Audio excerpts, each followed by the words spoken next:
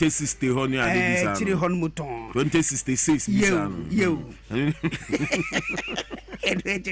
2066 James gold board for one na mo a worry to and the face ye be hwese young gold no sika sika kokko yi no ye di bi ebekwa akohyehyehye baby na beboa young dachi anamon a yeri to na minority futrem se nema mu na hofan no utrem se dachi bi abia na nankasa kro beboa akokora echirichiri kra bia ye hwe no bo a ye hunu no na abia dachi bi wo be ye hwem ewum e chronicle emu ai na no pay ode hu sem about katafaito so ebien ne fe ebiesa Africa can't afford to miss out on the AI revolution. In America, Sasami, Yaman Peninga Bedi Chidi Dow, Alhaji Dr. Mahmoud Baumia, or Kasai or London School of Business. Ono chimse ebibimang ya hwese abefo kwankso ya yefaso na yedi dijuma AI artificial intelligence se na ebua no ebibimang yentumi nyina ho enye hwehan kase sagina ya anasa befo kwankso ribe no ye babu yen ani eguso eba ne sa ebe hawo yen adwene e wo kratafeta so anan e page 4 na no pay Chronicle Eddie Husem Abba. Catholic bishops rally behind Mahama. A Catholic bishops conference is sama medical bro so no ejem se woni yera John Dramani Mahama eya adwene ewo eye LGBTQ ho insensem emu no eno so Husem ewo kratafeta so anan na no pay eye brososem Dwabo enkrata no emu. But Charlie Omawe your kwantwa pa especially the way nimdie no ase si nimu senso so esua true senso ejimiu the way a wokonkron kitwa na ohu omudi efunu efa so no areho Kwabena we chese nipa no no omadeda na opetemu no omde na tena akunya so ana semse emyehwe so o galamsefo na omo no hu emse nipa wu a omo fa na nya hwe the way a omo tete efunu no oh Jesus Christ asem ada na omo yesa Kwabena Mamiko the Herald Namifani Nyinansi Ochem Ose road minister rubbishes inflated contract as accusation by Fourth Estate. Okay.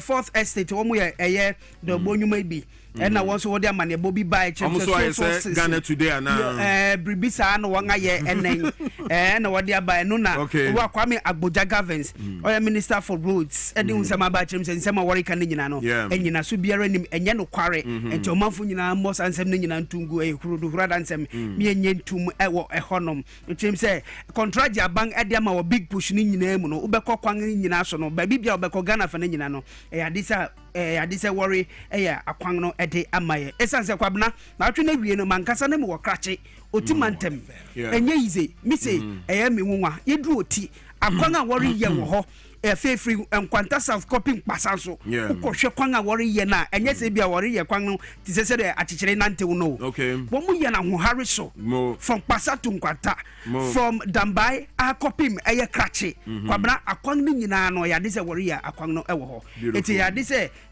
owura Agboja Gavin se chim se sa insem na Fourth Estate for worry no enye no quarantine Ghana fo ma yenye entum Kwabena me bria so brain ye di eti ma me fresi ya owura abiam wo krache enano pay krache MMDCs ni regional minister oti region wo mu nyinara lovely man me ma wo mu nyinara achi lovely one for tilapia ma Kwabena man fa hwama like seriously pantunu na me kotena love for offense you so there sen ka di nsuo mu niam ba the next time you go but I'm saying the Black Stars so say hey Nancy Dano ni Austria for ni dey no hina no ko kire sa abo no obi wo nipa abo qualifiers wa kire qualifiers ma ye nyina yanya heli no eye ding sa behu sa Benjamin Sare be consider ay sanema no me obi a Kwabena ankon na dem anka wo ntimi share ya ye ni nam street ni so no ye ni ye hu that's right unam obi obebre oprini mojeni se de bia obe survive no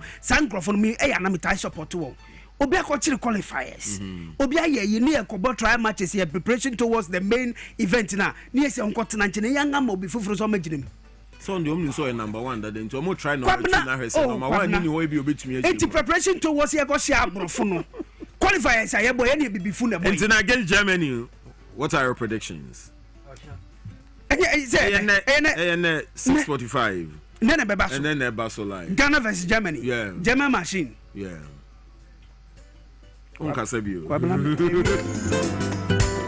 right, so yenda krako fida kwa se enche Roger Emmanuel Bebanafe no the latest in the world of sports and also the Abayakwem 25 minutes after 7 and Ope Yamomo Koko from the National Petroleum Authority almost say who said tanker biamuni etop at the baby men ben sa biaye ho no omuana eyo masede so omuba no be fatanka no ediko enu ntimu amu se tanka biamuni ato baby na mo prem ho akọ sa biaye ho no aya we ne phone okwa akotwa obi oso awatwe ne grawa wo de kwa akoso ne fango ni bi ni ade sa ne mani nyina ne betumi adi wawu enti abribia na obehunu se tanka biamuni no National Petroleum Authority say from MPA for no momra MFO mo tanka no enfrio Odi police was to tree and now the Ghana National Fire Service. Omo na yomo asedi ani omo adwuma so omo ba na sa abre no omo ba eba ye yemwa. And anytime you see an over 10 tanker, don't hesitate to be a savior.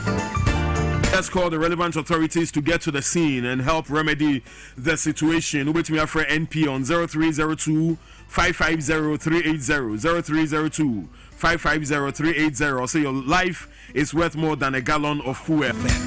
Yes, Roger Emmanuel Abba back from a year old school day on the church. Now Obre the morning sports right away this morning. Roger, now it's the same. Don, good morning. Sure. So say the me person me come massive view. He for Simuno on blasters and now coach yasa dem ma coach account ho there. On say at times Africa ho. Say and nipa person e di o matemu so me hu de omo pese omo ti free nipa no ansa no omo asesa coach yasa de ma coach account ho. What are you telling us?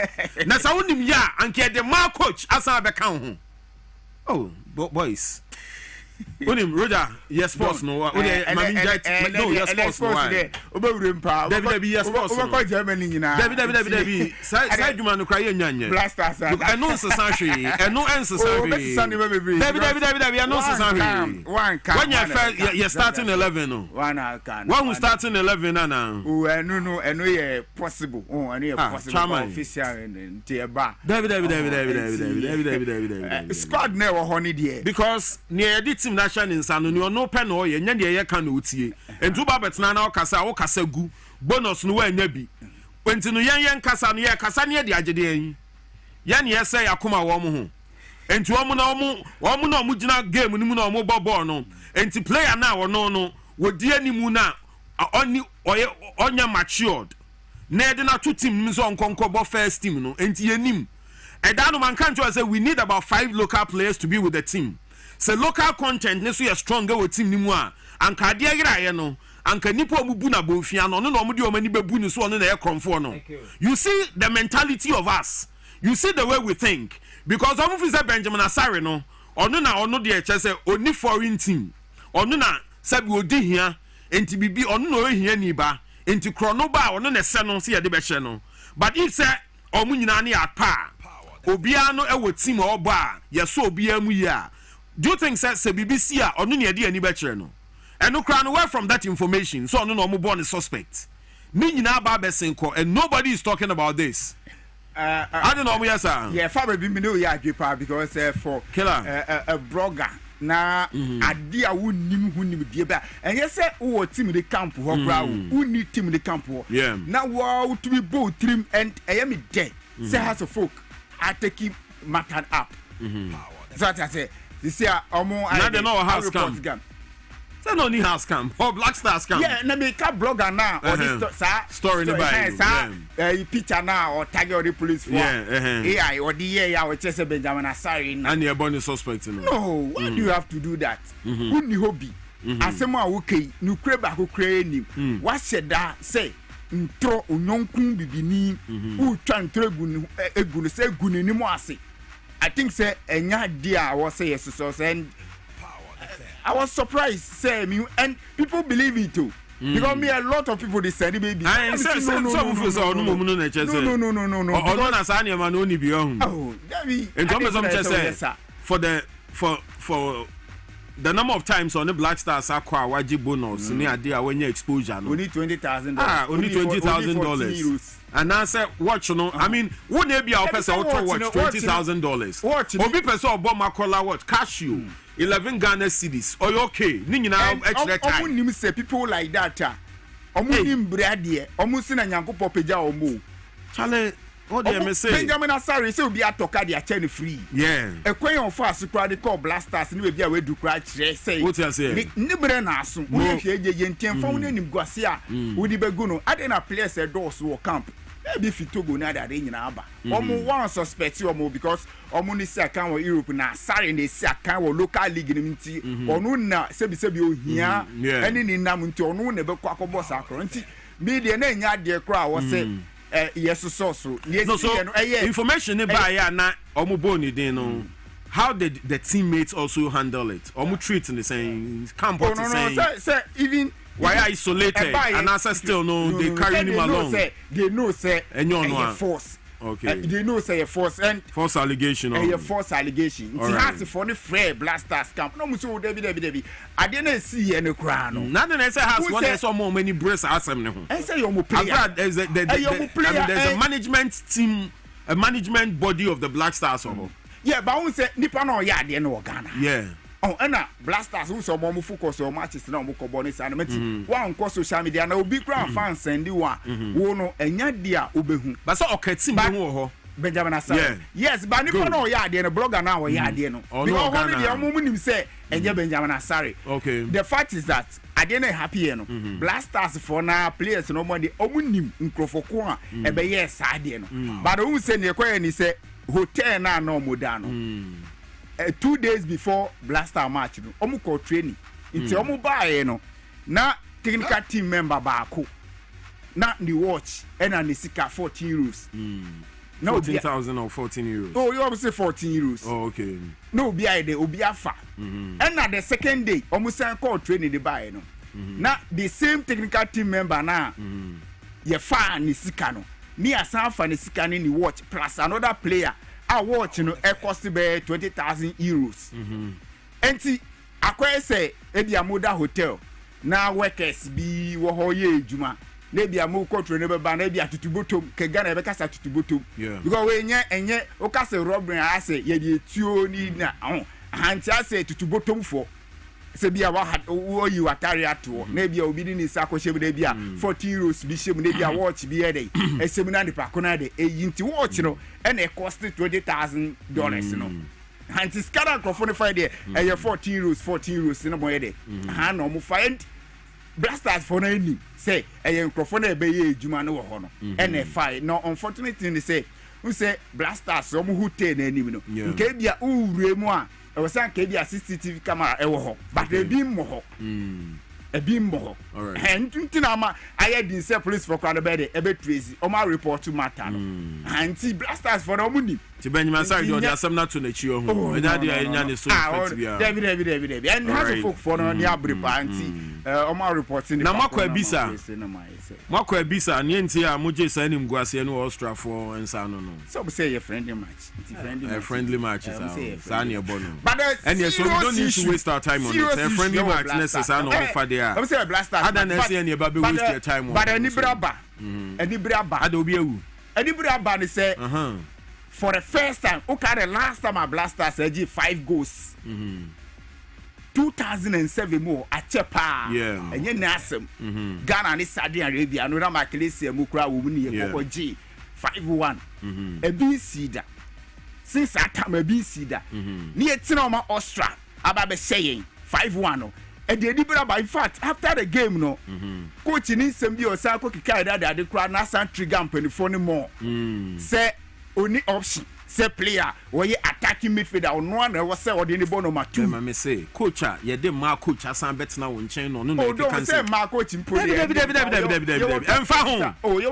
no David enfa ho top coach it tells you say you don't have confidence in your number one coach fight coach no matter technical director me boa Oyebroni ana mafa e ma coach ni so no so me kan ho as den onu ni role ye den assistant coach oh yes Charlie assistant coach this assistant coach is never be fight say taxpayers money now performance coach taxpayers money now ye dey tu omoka no say me Jimmy dey free me na be ya ho come extra his excellency the president say me dey kakra me nko am dey ne dey nko mu enyim ade ma me nka players me nka blasters no omo dey me kakra say one Ghana crowd mu fama ade ma me no mu nko mu World Cup why let me catch you say after Ghana ni Nigeria Ghana ni Germany match no outcome ebeba say anko yia blasters kwa kunya draw kra one here coach no or step down and I say 26 man squad technical team no 20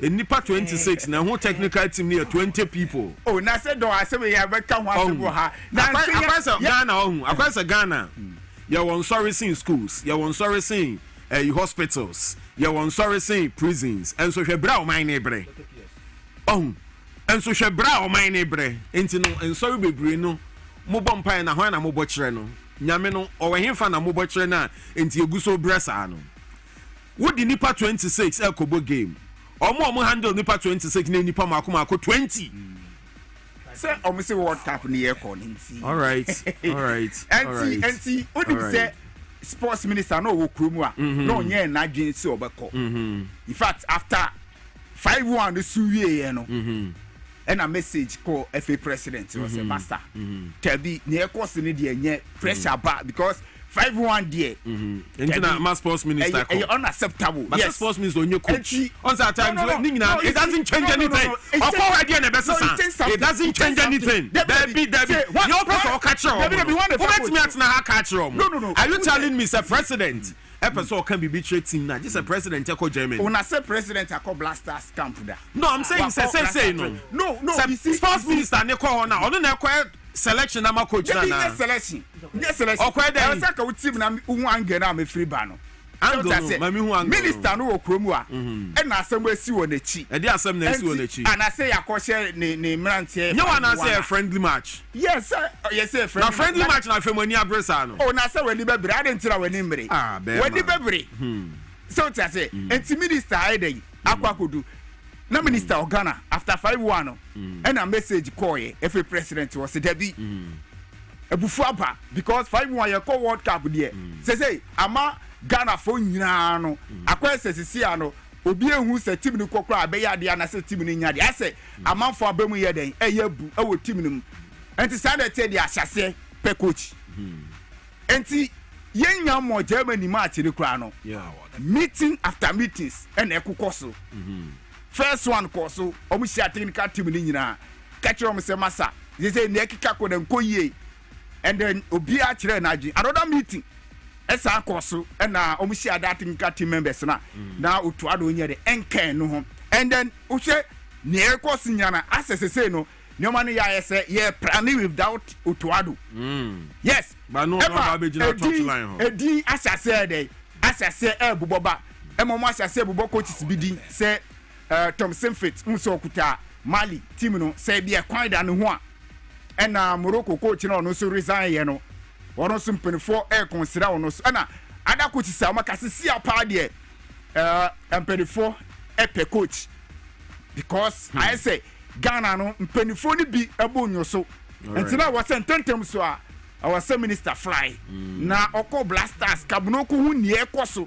entia ambisma performer blaster players there dey e can dey die and timiro kase there say minister dey akwakodu and betima catch us say Ghana against Germany say be 95% there player bi na wa die ni tina na obo defense ho no ana player bi na watch pony na awurade Yesu Kristo player na watch pony na sa activator no watch afa ni trimu say Jellicers no why na ono so ebo touch line ho no so obo 3 so obo 2 enya semenyo na okay dabi nya semenyo de so no striker no na share 11 no ana player na omo friend say Kwabena Prah as hwan no Prince Kobenedu striker no Jesus Christ into person say le league aye boy ye ni players be 5 ye betumi yi omo ye best out from our league omo betumi abo Black Stars no betimi abo but the organizers of the league na running blasters na FA4 no okay omo league na omo bokra no omo andaman ni league ni kire o say players no any good enough to play for the blasters can be a weak league but forget to say Benjamin Asari from local league and we be number 1 betumi a league M1 no modern but individual players be betumi a wo mu a omo betumi omo betumi a shine so you ask yourself what you say you ask yourself say e di nti na mpenifo na omo era ni league no enye interested say on be ma local players no akọ blaster na say be mo mu quota but prefer say yenko chi nkrofo nkroso nkofefa players Ghana for on chara ndi bom enye si enimom keke bi nya ade oh bono e bi nya ade but it's our players na anso ne be frɛ we bi say on sa question no right say die nti na ye interested say yenkofefa players e bi kwa ye bench warmers awo mo clubs but ye prefer say yenkonko for mo mra blasters ene ye di omo banso a no consistency ye ni nipa ne be ne ye ni bo wi a ochina obo say sa squad ya ide akobo sa friendly matches wi world cup time bedu no ni asia ko free players afofofo kra Ghana nye de ye nimu omo nti consistency ni o team chemistry ni o sani omo check quota ye recruitment omo check quota MP4 die ni minister for die ni hwan die ni say Black Stars no sa na say ye no ye penipa 26 internet say yetimi ma region bia yi one player and no be me 16 players chalamo dia region bia ma one player whether in or out. Okay, so we are voter region your player dey mamono or your local player now or your voter player of or outside near mamu one player that will give us 16 national players. Now for 10 nakano president were one, vice president were one, chief of staff speaker of parliament were one, chief justice because they say oh my no your person say obia will stake enu what are they doing this but share all border to leadership. All right, yati so say leadership coach in one etianika coach oji more than $45,000 to $50,000 a month. Hey, no one ma coach in ejuma that coach in trying error. Yeah, coach no kafri kwadwai just scanner no mo say enti when the leader have you Ronaldo na me Claude Leroy money ade no tamani ye pe coach nya say scan ni be de ma Otuado tamani ye pe coach ya ye say ye ko family and I'm starting na me can say ya fa coaches bebre abefa siki akono mu nyina kwesi apia mu nyina abako ye nya resource nti ye blasters na sa time be bia na edu no because na ye team a asai nti na o se sise ne fufuro se sa na ye pese ye pe blasters ni ye dia ye be kwa kofa coach 2 months 3 years ni apamo no de yen pesika on yen fa kantu kaso because ukofa coach o tua the $45,000 to $50,000 na ukofa better coach obetimi ma resource wo Africa na wo pese wo jikra na obetimi di waji na obeji $60,000 ni die no die na ka obeye because ene wakofa about 20 other technical team members so mbo bo coach ba ko na wo tua the $45,000 enye ka na wa bono enti ufa better coach satan na Hugo Bruce ene how our transform South Africa team no Hugo Bruce mu nyina wo but because of abro any beye any adwinfie kutampo the for any personal interest nti go to over 60 coaches and apply you over 600 coaches na mo apply na utuado enka ho no utuado nyeso mitipo no onka 600 coaches criteria na di to nyina no onka ho bi but every for no sa coaches na omo apply na omo even some of them qualify nyanti ameka se be qualified they say we first chef and mo father as a technical director or apply mo amfa no na ade na efi mo amfa no mo wie tire akwa utuado ade ne omo pese omo beti e form for no de omo ntie o because say yan interesting ti no omo ho a de yan pen mo ya mayan a na mo kɔ na anye ya afi ye ne ani be omo se GF ye but mo de mo amopɛ ekokoye ne mo pa in our name mo de mo pɛ ne koye ne mo pa in our name. Why na catch us a private entity? Mo de mo pɛ koye ade na mo ye no. Why mo na mo ye mo enye o mind di mu ti na mo sa de interview e wo some catch us sa FA president a private entity nti ade na mo FA president is the worst thing to have happened to Ghana's football. Right. The worst thing to happen to Ghana football any sa keto kreko no. Say the way or yes so self-centered. No fees or no kwa betuma ye adwuma any ene. But yan kan hwe ya ne ya ne asoso omo so no omo de ye di agrosa and into nim Roger oni baby amemi problem no boss wey FA president ne betimi aye saba blaster coach ne ko fa na hwan ne tia ne ka ni contract no hwan na sign on behalf of Ghana na de me kan nsi so an sa say FA president coach ne nya de obi country FA president say massa obi wan o mind dey nanya bi ya ka omu tie sports minister o te o head sports minister and we jina airport wana no wasere no wahu sports minister Ghana airport hona because of jacket okofru business class no wen they say sports minister already business class na wo she jacket na wo sere na wo nam hwie mu nti wen say okọ Germany and say do okra nti no move because no okọ Germany akọ from what Ghana uvizo be few say any abrisanke ye football they qualify for AFCON 24 countries Ghana and qualify the same coach musi maintain no are we serious as a nation obi the dan bi Ghana yes say no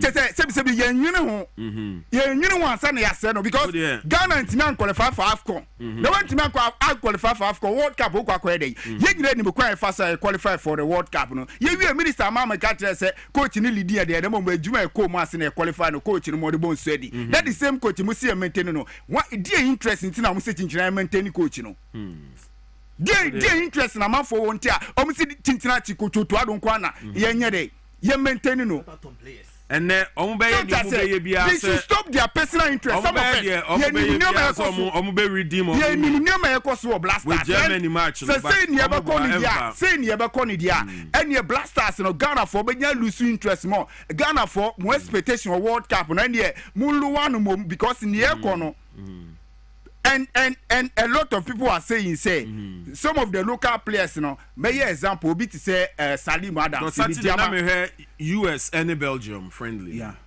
now you could see the fighting spirit because less than 80 days to the World Cup now one boy would be remuneno and the better any china will be to me yes you can't say a friendly match they didn't FIFA sanction those matches because they want to test a team behind strength and then a Bema would team no say tournament na wo kɔ ne nyankɔ da tournament enti no wo bibi ya ye ne ne ehu ani bra wo de buy into that tournament it's not for any reason tin na expand participating teams because ye pese wiase ani je sa America for any Iran ntɔkɔ any Israel ntɔkɔ ya say agi wiase ti no World Cup no na betumi ama ya home na afi akoma atoyam yes that's why ye de tournament esisi wiase ani so enti sa wo kɔ tournament bia don't just go to be a participant go say you are going to claim the laurels now if you also watch your bobre into him Roger and then say omubeye the ombeye bia so omube redeem omu image from Germany match but emfa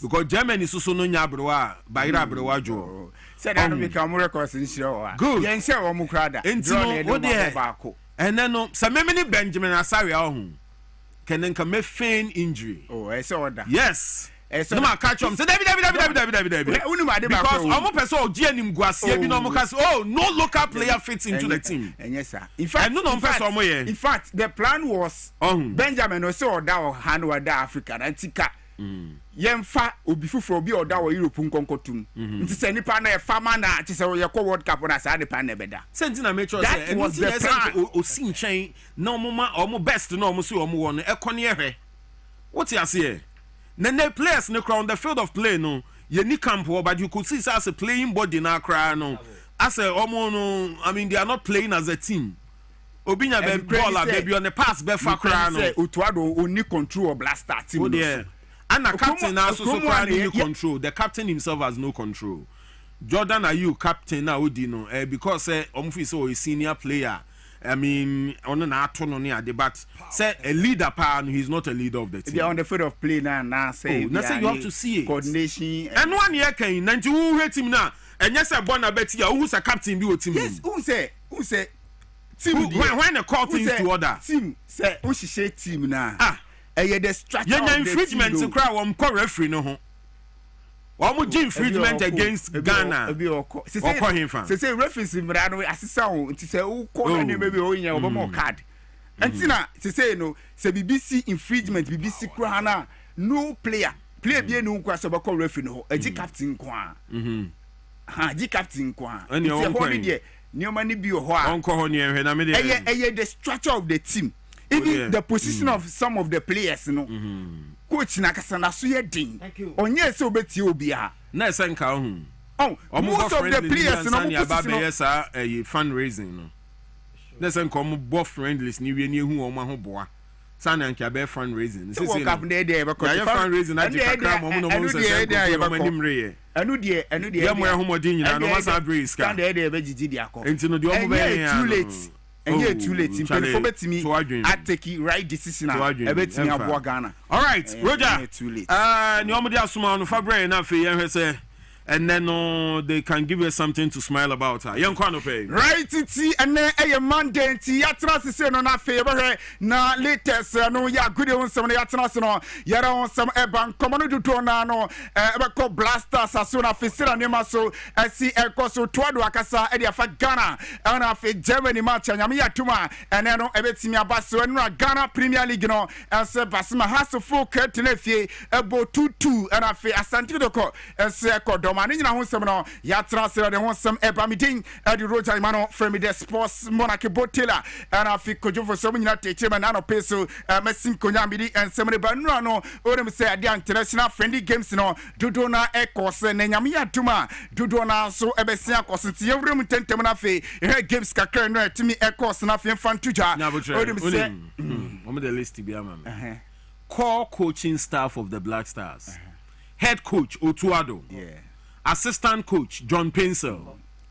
Desmond Ofe, Alain Ravera, Kim Lars Bokengren, goalkeepers trainer Fatal Dauda, technical and support, strategic support, and on a bad team no structure mudabe, technical and strategic support, technical advisor, director of football Remfrey Shaffer, chief video analyst Gregory DeGrau, scout and video Jose Daniel Martinez Alfonso, performance coach Dwayne Piazza Parkwesi enu kwa nkametimi aye team psychologist Chris Perquai, medical and management team physiotherapist Carlos Lozano, other physiotherapist Samuel Ankoma, Major Alberts, Edward Abebio, team manager Aminu Shado, equipment officers Isa Amedu, Abdurrahman Al Hassan.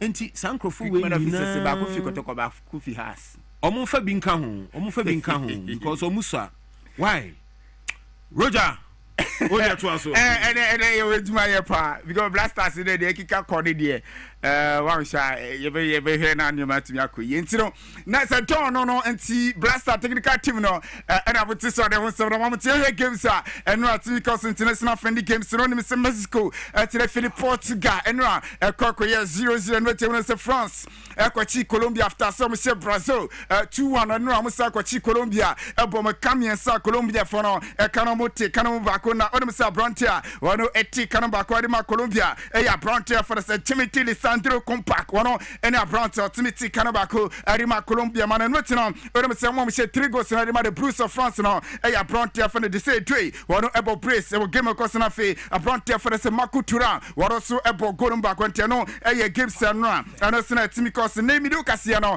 ya game ba ku gusu no e ko se didn't pa no ya friendly games ni bia ana se na ko se onim se New Zealand omo lidi Chile kanan omo intimate omo second 78 minutes game no guso no se na ekos nyam ya duma ada games bia no betimi abasoro nim se Ghana ye hwe nim se dia ni Germany e betimi e de arida se no chino onim se Kifred so omo na humachi omo so adia omo ani Finland e se di without sa ekoye 1-1 penalties no na omo e fani Kifred wini 4-2 omo se no edi e komani man sa na se no e jumade kese a no se no ekos e de wonsam na se no e to January onim se ada friendly games no so betimi abasoro nim se Cyprus betina fie ani Moldova se betimi di arida se ani games ano se no betimi so abaso adamatis bia ano ebekosa no international friendly games ro nim se abane se no we akwenya edi mahoro no nyina se obia se betimi aso na honde awati dodo gusu ano se no ekoso na nwachi no onim se na medika eka no onim se o ma fere se Gabon o ebetina fene Trinidad and Tobago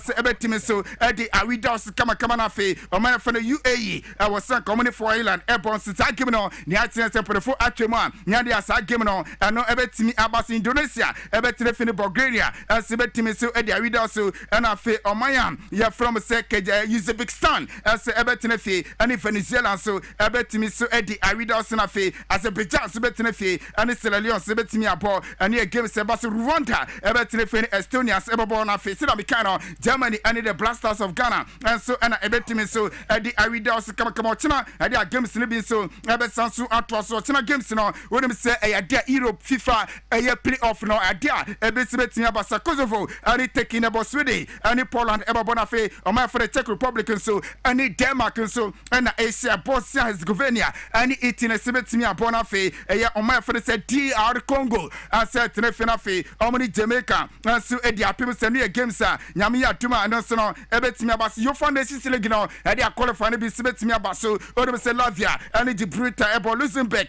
sini Malta na sebetimi e se otena hari international friendly games no nim se na ka wose Qatar ani Argentina se timi sia awo nia odinkunum awo Europe na fe South America no mo sa game no perform chese nyadia ani betimi abasa mo Costa Rica ani Iran ebetimi sia Norway asini Switzerland ebe Serbia ani Saudi Arabia se sia na fi Russia ani Mali ebe sia Morocco ani Paraguay ebe Peru ani Honduras ebe sia na fe Scotland asini Ivory Coast sia Algeria asini Uruguay so na Asian Tiwe games nyame yadoma ochina enesebetimi abasa no international friendly games no sene pasere onsem asidi mamu na no penso awo dwumadi kese wese mfio na fe yemfa ni emfanchirem awonsem fremo onim se no ene betuja se Tottenham Hotspur manager yefo I go to them before anya ne apatiwe mo pene no anya adna dwumadi dia to tentem so ne amitene sem 24 ani coach fo Roberto Di Zerbi din kama sen tentem sia no nanka coach ne person ka season ende na kono anka sambe photo Tottenham na fe wonye ni recruitment no ne amite ani 7.4% tentem sia omo episode bana fe obe savage situation no eri ema Tottenham Hotspur na fe ne ma team conquer we say England omo se na bo friendly game ne ma teni say a lot of Arsenal players na for catch some England cup na fe omo enko some various national teams no yes Prah and afi Brent no for jam kwase dudu na enkom clubs na say omo nkona fe omo conquer ne ma teni say Brontia ya for the Bukayo Saka with England omo aye national team comes na Declan Rice one se ekona fe Brontia ya for na Nunu Mudieke one se ko Brontia for Eze Emereche one se for Jan Kwana fe Euro Timber one se adia one se ekona fe Brontia for se Zubimendi omo nyina ye players and for jam kwase mo fe omo national teams ni cup na fe one mo enko Brontia ya for se Trossard na fe William Saliba Brontia ya for se Gebro and Brontia for Zinkempe omo nyina ye players omo fi Arsenal cup na fe Brontia for se Odegaard omo nyina ye players and for jam kwase mo fi national teams ni cup na fe omo congress no ye reporter and se fi na man se Brontia ya for Enzo Fernandez o si fantuja se onya Madrid kronimo a obetina honte ne akika kodie na se next season no Brontia for Enzo Fernandez no ebe fi Chelsea na wod nani atremu Real Madrid no akwakuseka o si nani beji se obakon mo na fe wakwakotina Madrid krom na fe or se akwakuseka no se na nyame yaduma the Blasters of Ghana and Germany and airport Brontia for Mark Andre ter Stegen Germany goalkeeper usina kan Arima FC Barcelona ujiri say friendly game no a good test betimi aboa na Germany mu preparation towards the World Cup no bibia say team akono dia tuja se enchekra woni ne hu kanente omo baby anase akola kitu akranche omo eba bo wono na fe aboa maniama se na team akonka no yesema Brontia for say Mark Andre ter Stegen wono say the tuja Robert Lewandowski wasi fantuja say afi no betena say no one in the future say about process Karama Barcelona say contract no best stand and say obefi Barca na fi room our South Pro League no na one say na ko say kanu yensema Brontia for say Robert Lewandowski one aye Poland na Brontia osina kan Arima FC Barcelona one say ni sema one say Japan and I no pense be so Emma Blasters one mo game anyame yaduma and say betimi abaso against Germany and for 8 up officiating official referee no ebetimi agirema he na sa game no se no bibia so timi akonka na ni nyina ti no onim se referee no ebegiremo ahwe se bibia so betimi akoye na Blasters omu game a no eba so against Germany no empedefo giri se referee ni obia ni moribo konka English referee and empedefo timi aboni dia empedefo ne se stu atwo and empedefo aboni dia se sa game no omegiremo na fe onto ayirem na bibia se timi enkonka ye fi ona fe nrem our African no onim se Dr. Patrice Mochepe ono CAF president no otumi ya press conference kese pa e kero ka from asoye na opene no edi nsema hodo pidi atuja ono si wa ka se nyame atuma the next AFCON no eba because no epese increase countries no from 24 to 28 countries na koko jiremo na mo hwese be ya bianso ebetuma ko ni nyina so kire se skate mi abakaf ojire se menye sika abo tournament no ba no ti na waja tum se countries na increase from 24 to 28 na fiamwa se be ya ndiama so ebetumi so akoka na Dr. Patrice Mochepe no press conference na so di sema hodo pi adi tuja na yentie ni sema wakan ye fa na sen verdict e ba bonti se yenkoji AFCON biom na yensa fankoma Morocco for no peneno akasika kradia fa yentie Dr. Patrice Mochepe. The CAF judicial bodies, the CAF disciplinary board and the CAF appeal board, their independence and their respect for due process is something that all of us will have to, and we're all committed to that. And, you know, there may be decisions that are taken by the CAF judicial bodies which I personally may not be excited about, and in fact which I may not agree with at all as a football spectator. But as the president of CAF, I have a duty to make sure that the independence and the integrity and the credibility of our judicial bodies are respected. And that's why the decisions that were taken by the disciplinary board on the matter between Morocco, the match between Morocco and Senegal, as well as the decision that was taken by the appeal board.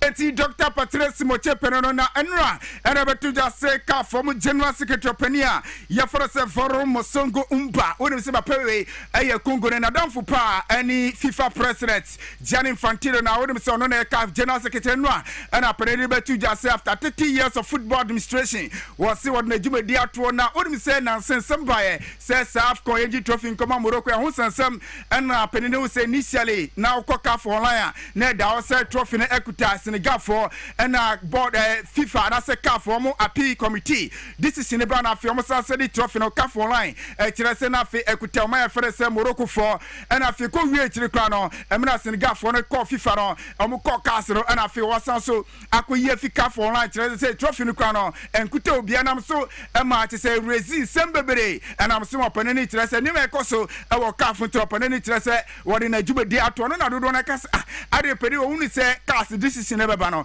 ebe afeti no kwan bi so ana ebi ono no wanye na juma baby ye enti na pene na tentem sia no wedi kan resign crown sana cast some verdict no eno no eba be kwa bonte ano yensema efi oba na nsem ne betu ja no empene fotimi apo pani a ye fene Samson Ademo onim se ne papa eni Emos Ademo amre be twem no na we Nigeria Football Federation no president ne pa ye fene Samson Ademo na pene fofo se wanye interim CAF wo mo general secretary fi ohwe kire na bibia se timi koka sansem no opene fene Dr. Patrice Mochepe akasika credit afon say CAF omo pese omo ma structures omo yen sakra ahodo awo CAF aso na wakasa e dia fa restructure ekoso awo CAF yentie Dr. Patrice Mochepe.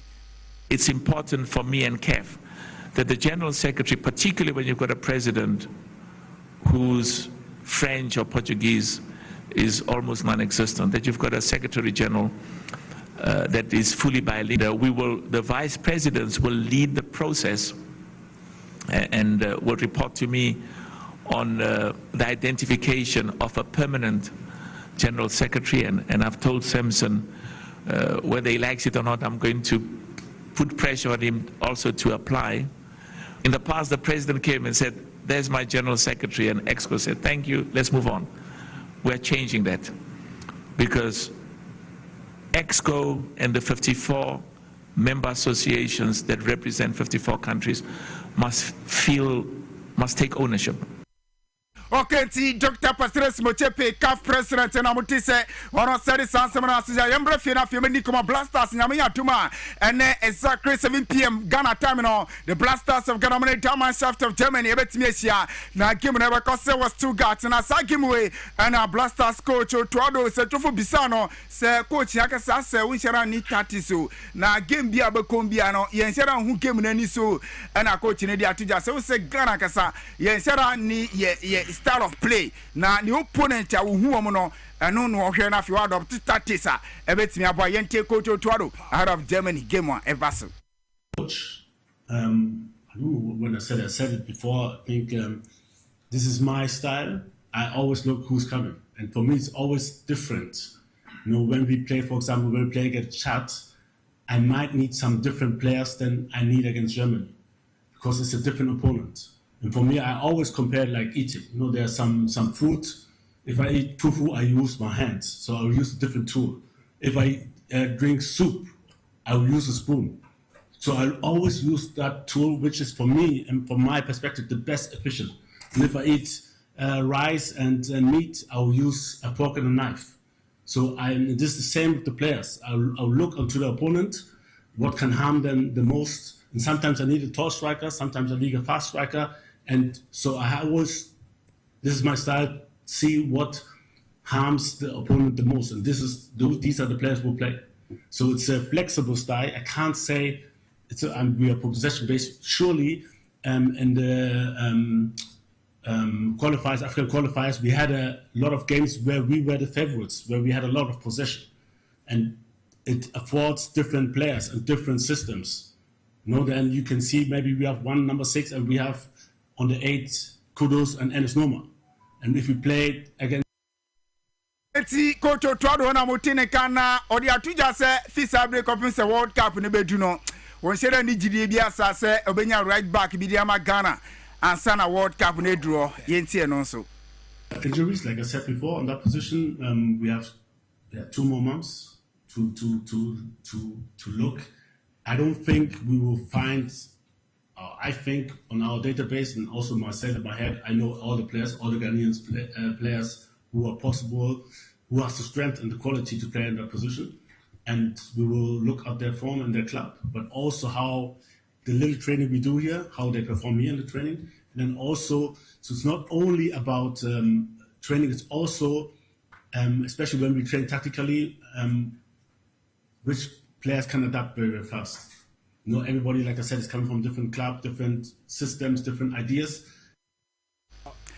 Okay, see, no, yes, some coach Otuado de Tijana, it's a trouble beside say, where Jumano against Germany and Kuya, you best sack you. And also, no, that from the one Debia and the Jumano Debia threats in the side, you best sack you, Santi, and you know, yet, and also. Always, you know, even when we qualified for the World Cup, people were calling for me to step down, you know, so it's always unfair, but if you, as a coach, think about these things, you won't get far. So I don't really care. For me, the most important is like I prepare my best and I do the best for the team to do their best.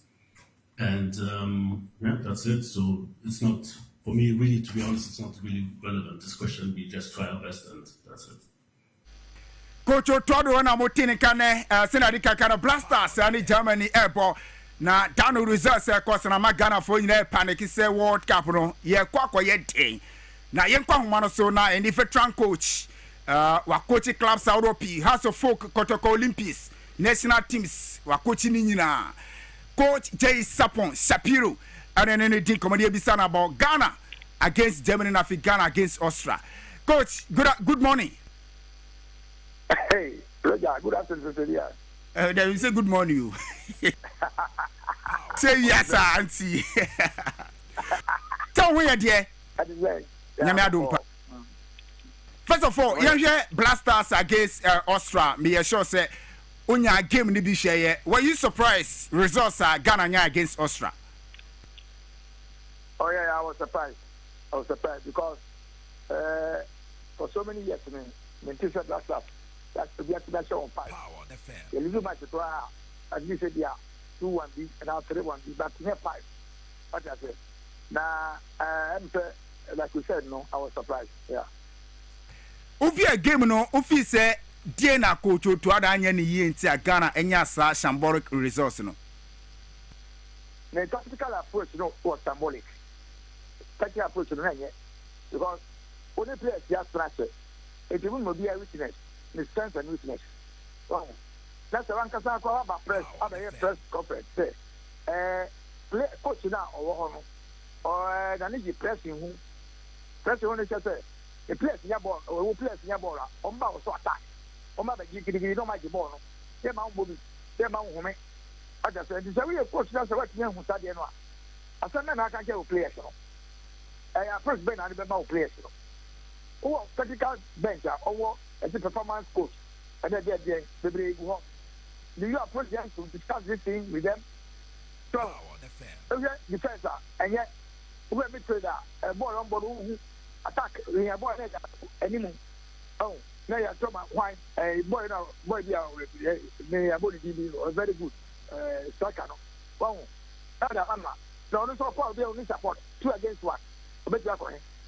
So, and you know, the whole setup was somebody. Oh, Namijano. And America said, and technical advice of the therefore no matter who advice Ben at the mouth to Adu. Because we are coach that is a bad line, so that's the whole match. And yet, the other will and give one more check, you know, how did you prompt him? Because you're about the ability, I'm also working with me. Oh, I'm just a mayor Saki, to Adu. I mean, Kabedi Castle and Sako BNPO. Because not almost they will do the same thing to the coach who is coming. We don't have him.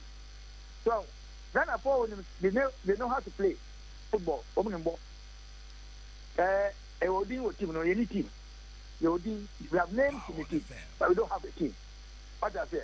And you know, the same approach to the country German one there. Then into the impact. Coach, you know, or complaining because or say only option positions in your example, number 2, right back.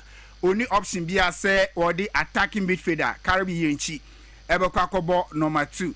Only say coach in Ankasano Ase. Onyanya ni full squad edibeko World Cup ni nti no bia okika sanana. I'm say or the way to have no because the premier match, but it's not perfect. Because for so many years, almost 4 or 5 years or 4 years old, you have kept a team. And the team no you have options. What I say? So Castle will not be able to Pate or Arsenal, no go to. What I said, I said, Pate or Manon go to. Now, I remember a mobile midfielder because you're midfielder. But that's all I can just say. But I think he has lost focus over the team. Oh, because there's a time Ghana and the whole Ghana 30 or plus 40 million. Yeah, right back. Nigga, but yeah, right back. The whole world over, they know be our defense, but we will come over. What is he telling us? The young Guadao, Rover.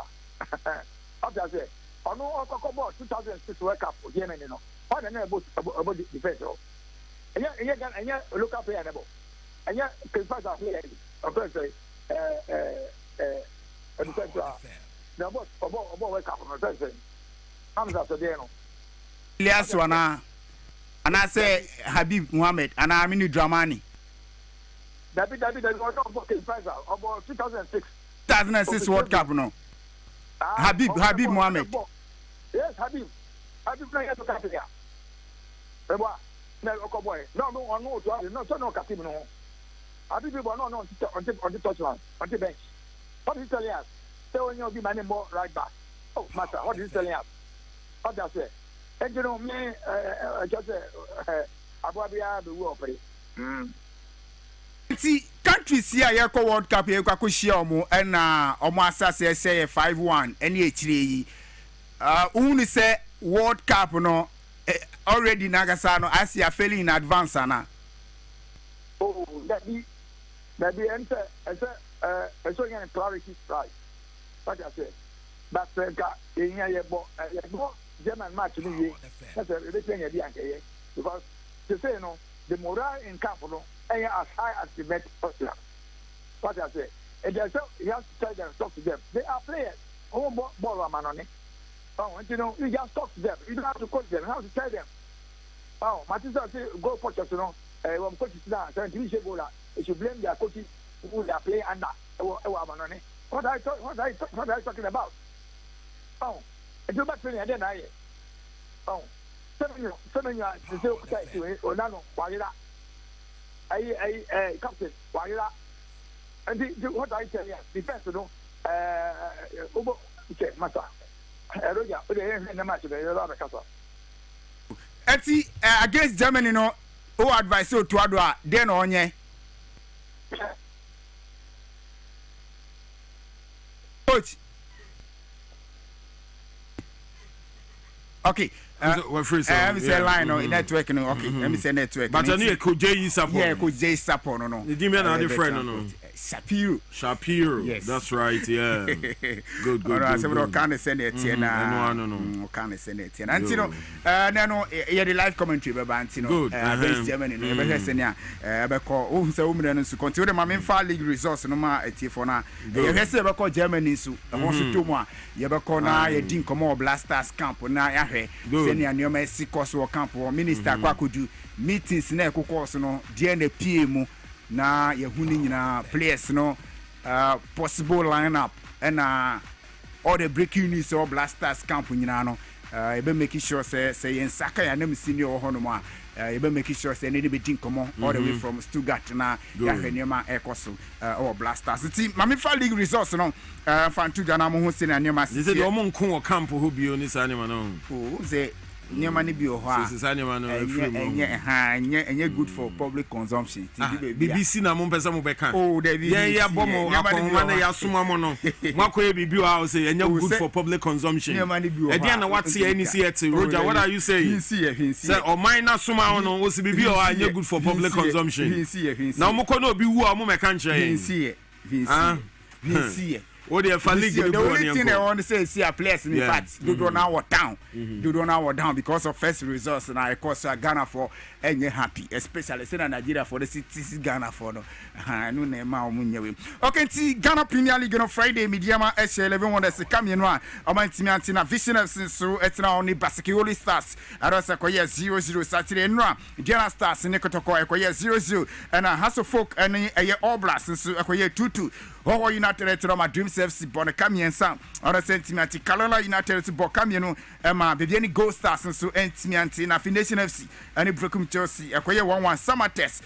so at Rama Bichim United Bonacamiano one of the team back for Young Apostles Bocamiensa Emma Heart of Lions so Entimianti after March week 27 on to say table no still Mediama Asamba but that top 49 point and Ekutami Diamana Fino Tosmi and Viviani Gold Stars over 48 points in Afimiensa, a Asantico Consul, our 43 points in Afinio Tosin 9, a Hasselfolk, our 43 points, Enum, a Diana Stars, 42 points in Siam, a Carolina United, so 41 and some, a summer test 30 points, and 38 points, and Ecutamana Finmochi, a Dream Saves, almost 37 points in Cron, a Basaki Holy Stars, 37 points, a Jew, a team of Better United, or 36 points, a Dubaco, Vision FC 35 points, and Afidubiano. Nation FC 35 points. Dumiensa a Heart of Lion our 34 points. And Afi Dunai a Young Apostles our 33 points. And Afi Dunum a Swede Blast 32 points. Dunsia Brokum Chelsea 32 points. Dunson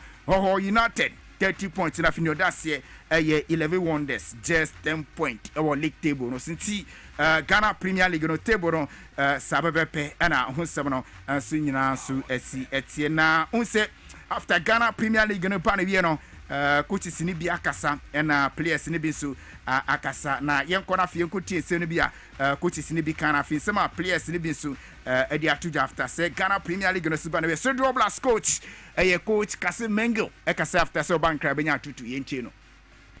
A good game, but I'm disappointed in my boys.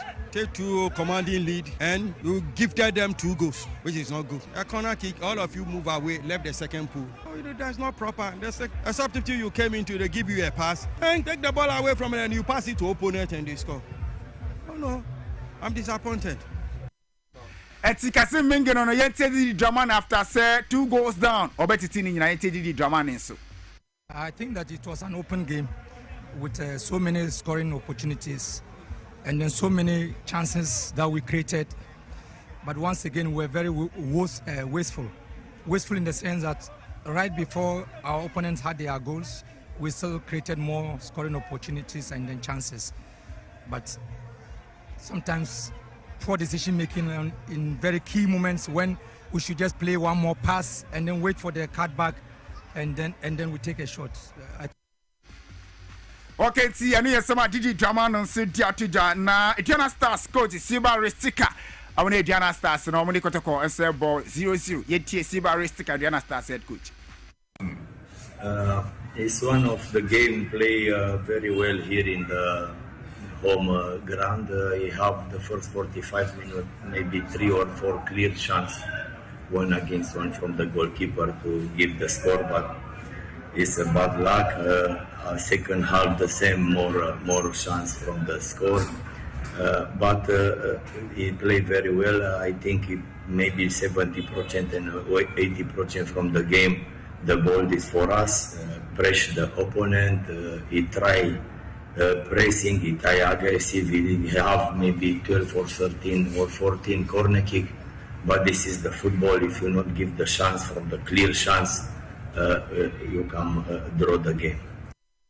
Tiano ayesema siba restika Indiana Stars omo coach ni sema oretija yensan kwa homa no sibi oni enkodi nkoma sanse Blasters ebo against Germany player bakwa we sekan dem Blasters ache yie pa, in fact from under 20 to Blasters into transitional nyane yie pa yimono ajima betu ewa homa no se ne enkodi nkoma kakra yimono ajima very good morning. Onia good morning. Bacho se ho ye de nyame adon bi abo komenya ida ready ase young Blasters World Cup. In fact, you bought series of friendly games. The last friendly game I bought in Germany against Austria. First of all, young Blasters, your preparation, you World Cup. No, as a former player, no, who say? Oh, near the time I'm now coming champagne for more city and a video motivation. It's preparation. So was it now? The African Cup qualifiers, near World Cup qualifiers, and the qualify AFCON and Manco.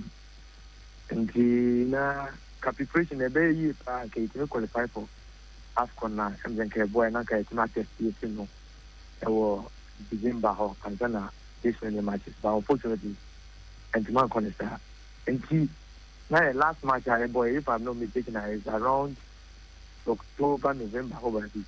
So, getting to 4 or 5 months now. Name the extent of your team that you could do and what their way team that you could do. Now we are using these two and against and they are tested. They are warning after the preparation towards our World Cup.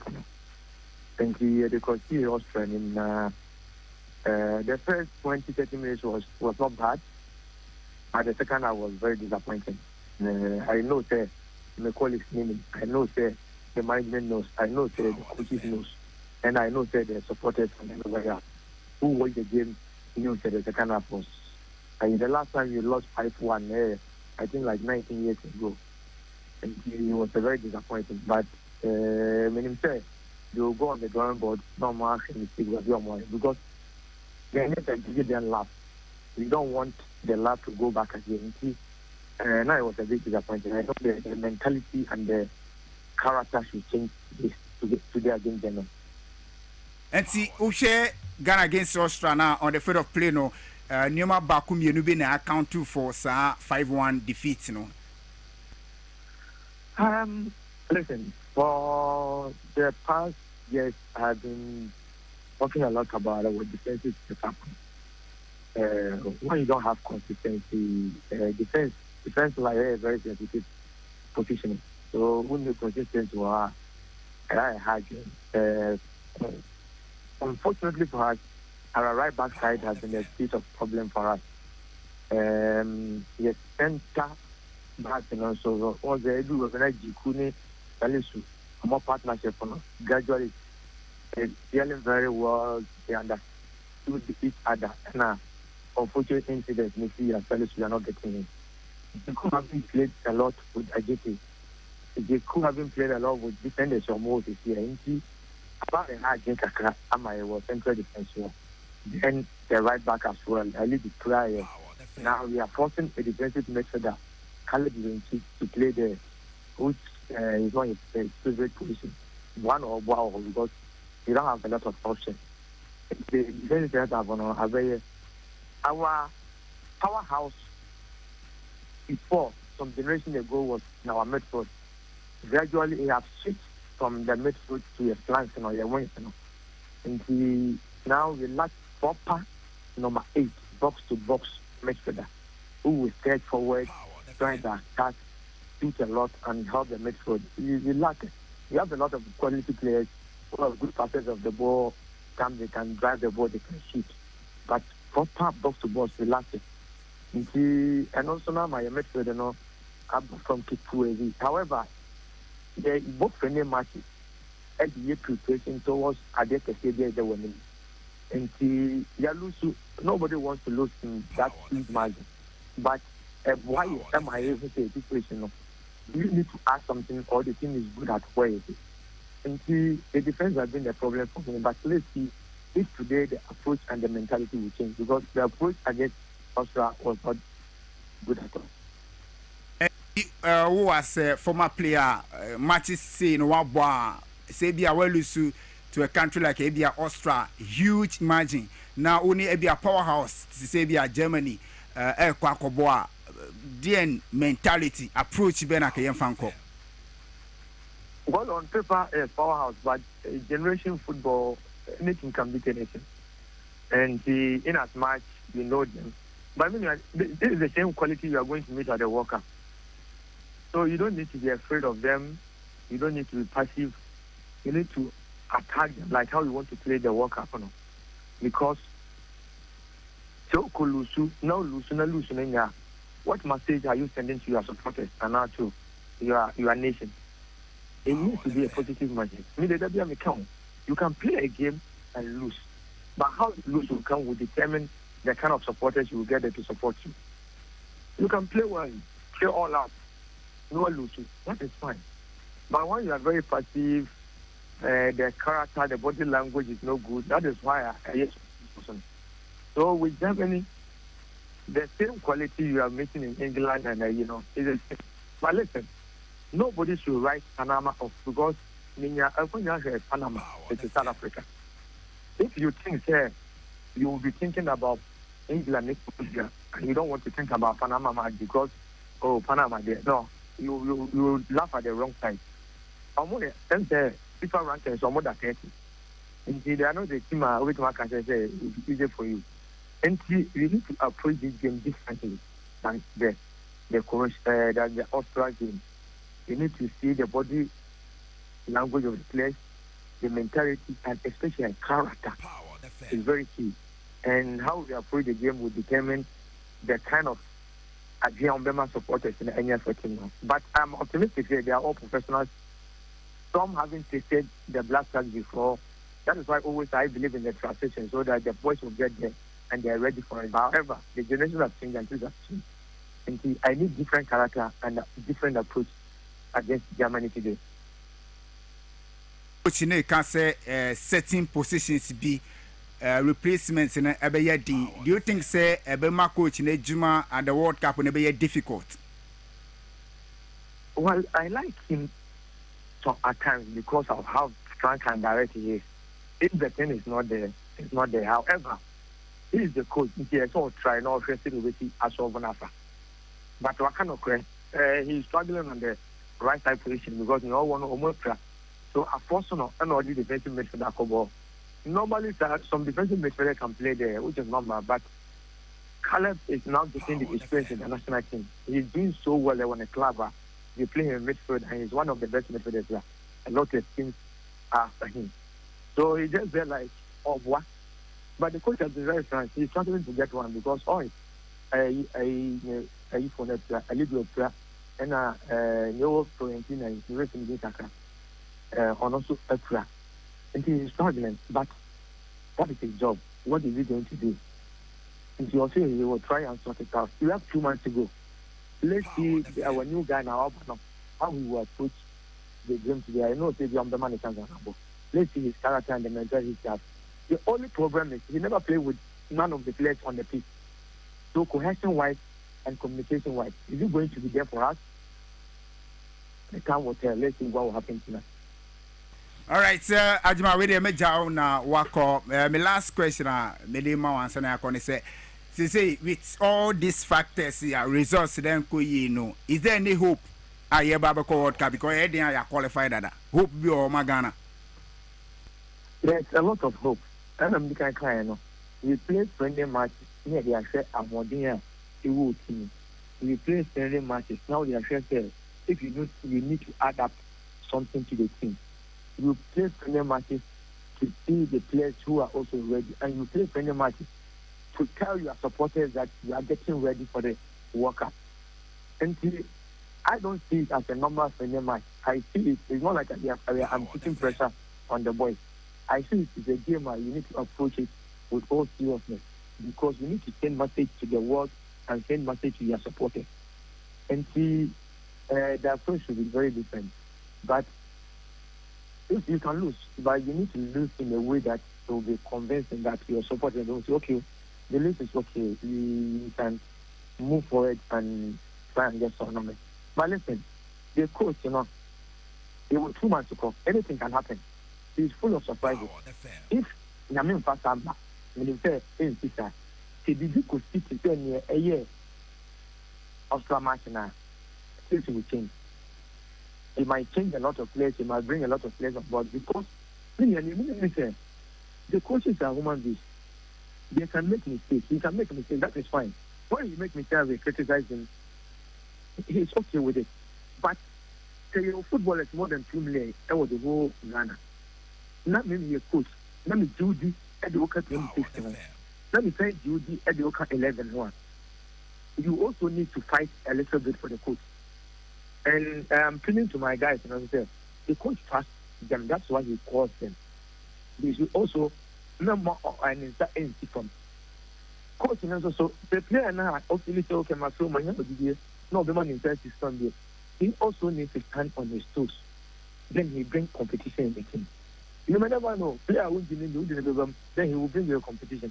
But we have 2 months to go, and I can tell you that 2 months to go, anything can change in the team.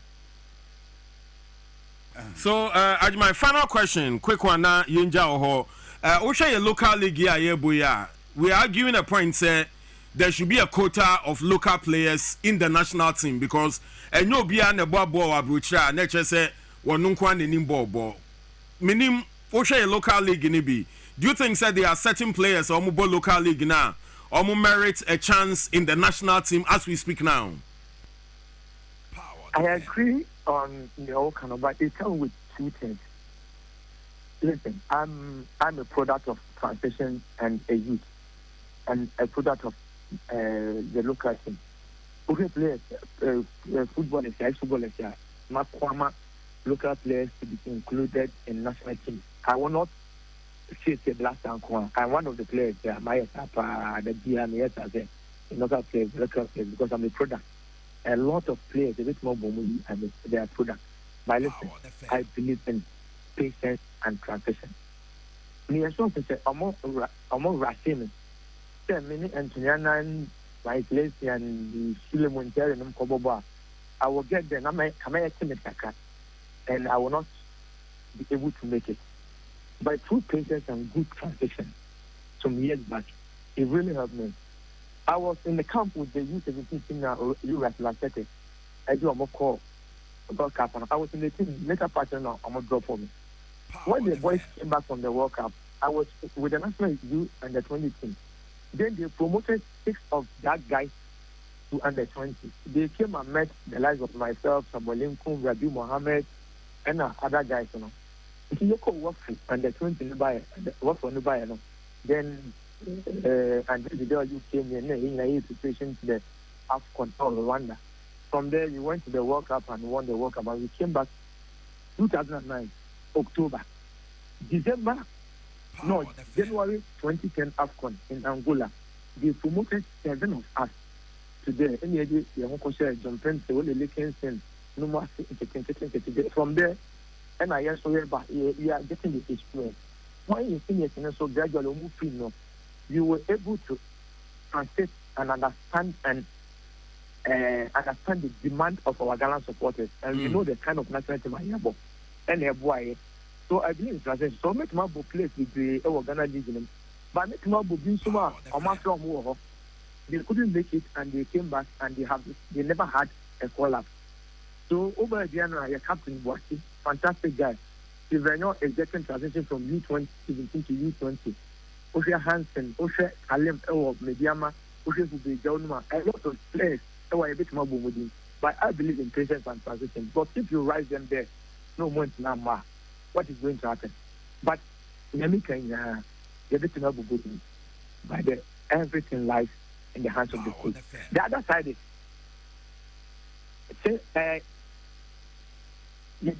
Marco because of FIFA incentives na urban or some money in Tanyamon, it can cushion a lot for the club because we all know that the 26 players are local workers.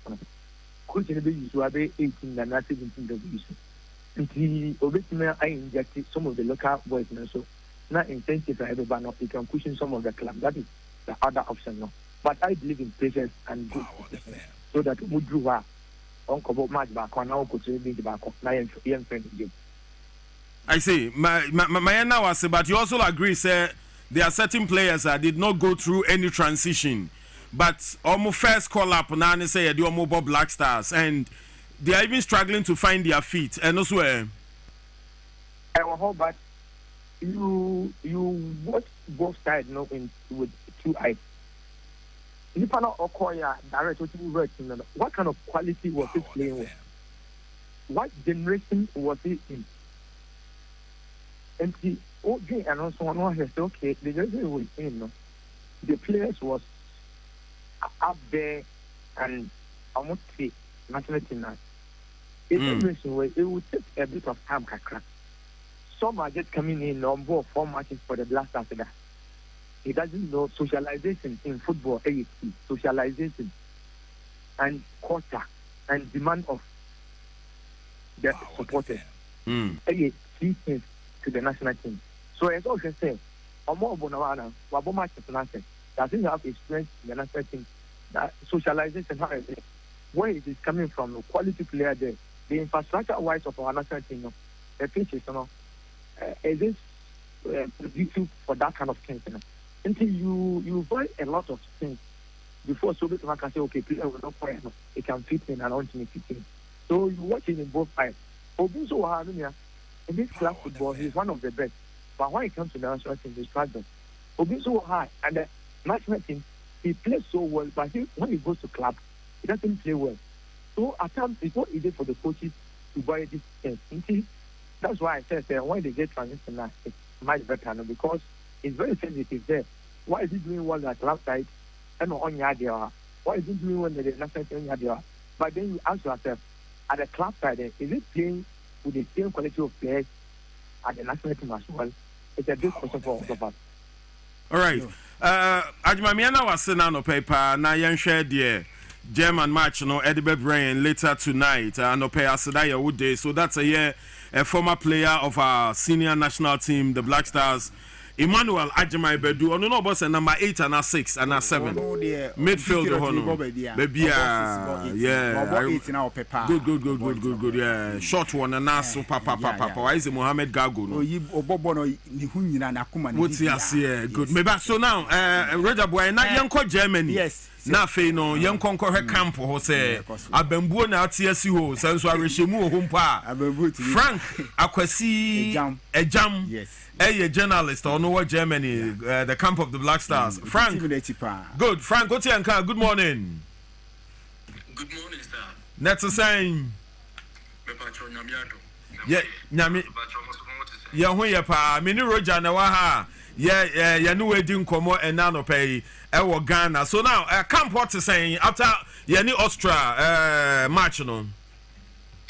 Okay, good morning. Now me here washafo ne etiefo ne abejofo mo studio. Camp there, to be honest with you, there's too much pressure our Black Stars camp ahead of our game against Germany.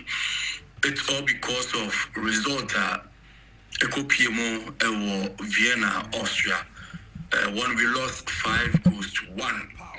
For a very long time, not Ghana, had defeat, When we say proud to these two friendly games, many Ghanaians were saying so among the two friendly games, Germany, they are very difficult, and say, we need a game, they wouldn't be surprised. But against Austria, they are at all costs, and I said, you really sad game. And I'm a Mikrano pre-match conference. I say ahead of Austria game, and maybe coach Utuado. a press conference and asked Manaka, so would that be football no, and no master, and you know, he cited so many examples, and indeed, your core game on the mono, and you know, there's so much pressure, and I said too much pressure on the technical team, playing body, the management committee, GFA, because we share social media near air costo concerning Otuadua, in fact, now entry Menoka say the Minister for Sports and Recreation, Honorable Kofi Adams, Ewaha. Now we share honorable, now we share the dimmy, now we share the poster, who say all is no wall at all. Don't forget, say, honorable dear, we're making a stance clear that and yet also a game no qua, we're making a long time, we'll take you over now. Or no, we see all transfers are now on Shada Yada Otuado. The style of play, Nathan a team, no able ball, and Nathan our pressure, no management committee, no so. Or what is series of meetings? Nina, no, if there was in summer, a costo, or Muntimua, I know Dane, and I can tell you confidently that majority of them, Omudie, Omubenya, go to Ado, after this game, no. Baby, because from afar, the matters are not just about that defeat to Austria. Yes, we are qualified to World Cup, but the total team performance and now, I mean, I'm pressure, Albert team also, and going into the game tomorrow, and as I show for you, a coach, you know, and yet to there are so many questions. One of them, I say, on one casano philosophy, the system manner, or take you over Black Stars and all, because Ghanaians, we don't see anything. Also, no, or do for the Nessa, or do a moi, or the Atre, or no Munque, or the Atre. I mean, the answer not the man, say, Krubio, yes, serious, and can be assured, said, one shot, or to I don't know, that I the very day now, because. See, Ghana, your philosophy, your style of play. And it's a Wobana, you would that system, you say, this is the answer you are going to give her. Then it's just unfortunate. And then another one, and look at the man will be said, going into the game, it's his job under threat, and because we're losing the last 3 friendly games against South Korea, against Japan, and then Austria. Now you are going to play against Germany. Are you safe? Or job on we sure say you are safe. And also on the job on has always been under threat, even when he qualified the team for the World Cup. Still Ghanaians don't believe in him. But honestly, it is what it is. Or in a Juma, at the end of the day, he's not looking at that side. A Juma na Ediamano, and I don't know focus into say if I am before taking decision, whatever it is, you know, on it here, he's okay with it. Now after that, your core team training grounds. Emma Omukoyo Moda mandatory training agroup. Hello, Frank. Hello. Here in Stuttgart. Yes, sir. Yes, sir. Yeah, but also some say line drop kakra, but also my aim. After press conference on your team, the mandatory training section, group on Bessia that is MHP Arena here in Stuttgart. Now, your code training, look, me share the Black Stars final training. Austria. We could be by 5-1. Now, me to compare near and me share first 15 minutes now. Now, we said the morale of the team, are totally down. But Otoka said, me say, on only team, normally, when there's pressure on the team and we deliver, and Ghanaians you expect to say tonight they are going to deliver for the team. But the aura around the team, bro, if you ask me, I can tell you, say the confidence level, BBR is very low. Even though the Ghanaian community, they've come in their numbers, almost hotels are booked because they want to come and watch their stars. But at the same time, they don't really have confidence going into the stadium and I say going into the match because they feel say even if South show 5-1, how much more Germany. But whatever it is, the game must go on tonight. Exactly 8:45 p.m. German time, and it's a Central European time. Yeah, first, nearly did Ghana by 1 hour, but as we speak, your time now, and nearly did Ghana by 2 hours. So, which means that the game will be 6:45 p.m. Ghana time. Germany time, 8:45. And Timpacho Sana and Shishano is here. And make sure more training section now. Was a coach in about 1 or 2 changes to be and what it's team anymore. I wouldn't be surprised that I read say your friend Marvin Sanaya today. Obeying the first start for the Black Stars. Our right back Gideon Mensah might also return back to his left back. I see Alexander Jeku pairing with Jerome Opoku and I brand say your friend Benjamin Asari taking over the number 1 position from Lawrence Atizigi.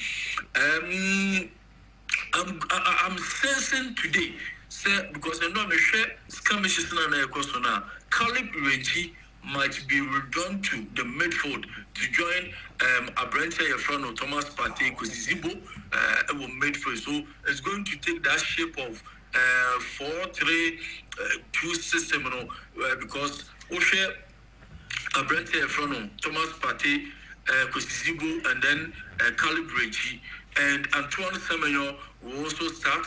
Abrante Yafrano, Jordan Ayew will start. And then Kwabena Edu will also start this game. So this is the shape of the team, and no, make sure team critical, now Otuado. And one thing, you be sent on the press conference and say, Coach, you should have new first 11 Ghanaians. Not noted for your first 11, but Oba so you new first 11. One Kasano Ochina first 11 players also that be on the on for the selection, and I want to take the world by surprise. And it's no man. And you also see the initial money or training now. Then we see 1 or 2 things. So many Ubisamia, Black Stars camp there. The atmosphere is very low ahead of the game tonight. But just maybe they must surprise the whole world. But a very difficult one, because the last time you share Germany, it was German soil. You know what happened? 14th of April 1993, almost by 6 goals to 1. It was Bochum, the likes of Abedi Pele, Tony Yabomina, Jiramubat, they dismantled the team. Going into this game, we don't know what might happen, but the game has still go on. Frank, Mayenda was see, so that's a Frank Akwesi a jam. Or no, and some training or the camp of the Black Stars. Already the morale is down. Roger. Yeah, I'm saying. So what's it? And you say radio position of the players. The also can say now no. I feel they are back to the senses. Yeah, but coach now on say on top of the job. What's your commentary? It also says the coach is not himself. But the back one person Musa and say so minister Naba or minister Nedra. Players now morale from F4 no. How do they find things? So I'm going to bonus ninety no more who. Do I'm going to be a game ne kono show. But well, I'm running back to Roger. Yeah, and I think reports now they are very conk one part. Blaster possible lineup. Well, and it is good to say Benjamin Asari Bedapum. Is a yet defeat in Ebano, but a coiner defeat in Ebasa. On the Ubetime so team in the Betimia board, team in the ship, in the structure, system of play. The DI okay, Ulusua, would you to me say? Yeah, you lose you jitum. But a dear Obenya symbolic performance. I know Sano dear. Even Germany, Shay and Grandy a Fiso, and then line up now, did Jiremo, ye team no, the BIA okay. Me sure say Ghana for you appreciate. Okay. The Ghana, yes, 34 million coaches on. Yama 2 coaches per coin no more who almost formatter and normally be co game 0208 984 168 025 668 5090. Only 2 coaches. Maybe as I'm free, only 2 Ghanaian coaches. So I'm here and then game plan. Send you fan call into the game against Germany. 0208. And that's why you be. Coaches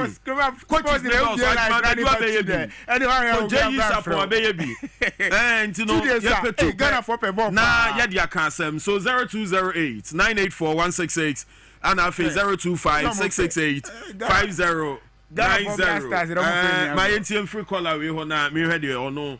Do you have a caller waiting on the line?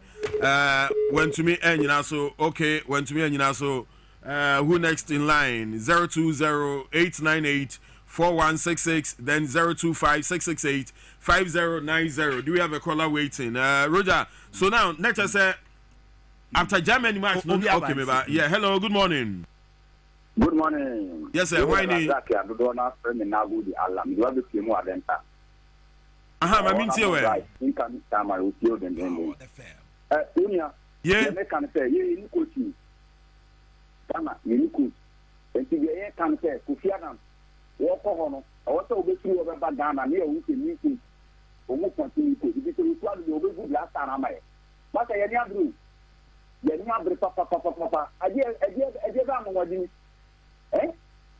No, right back. The whole world is done and right back. Yeah. After Papa. Yeah, one more Dwabo. You call wake up 2006, you know. And you look up player and never know what he did. And you look up players and never know what he did. And they got matter. If you have them to obey, Germany never go through Ghana. And also continue to my all right, Mamina was say, what can we do? So, on who say, yes, coach, you know, who else? Final caller. Hello, good morning. Morning, boss. Yes, sir, my name. What's your friend, John? Shama. Means you, yeah. Media to India, Kuchadu, because Kuchadu Nakatano, when you are my name, you need to more for the bonus. Because Usha players are or the Bobo we. Yeah, the future born a yabo. But I can make a ball we met in Yabu. All right, Roger, yeah, Auntie Echo, and say numero. All right, sure, more commentary number. See, Mamitia Professor Sapon, yes, Professor Say Sapon, where lecturer or University of Education, Winiba, or no, and a CEO, Edima, School Sports Authority. And see, Professor Hey, into Mamitia Prof. Yeah, all right, Roger, Mamina was say, may code break about quickly, me bar. There's a lot of items on our menu this morning. We'll do an engagement with the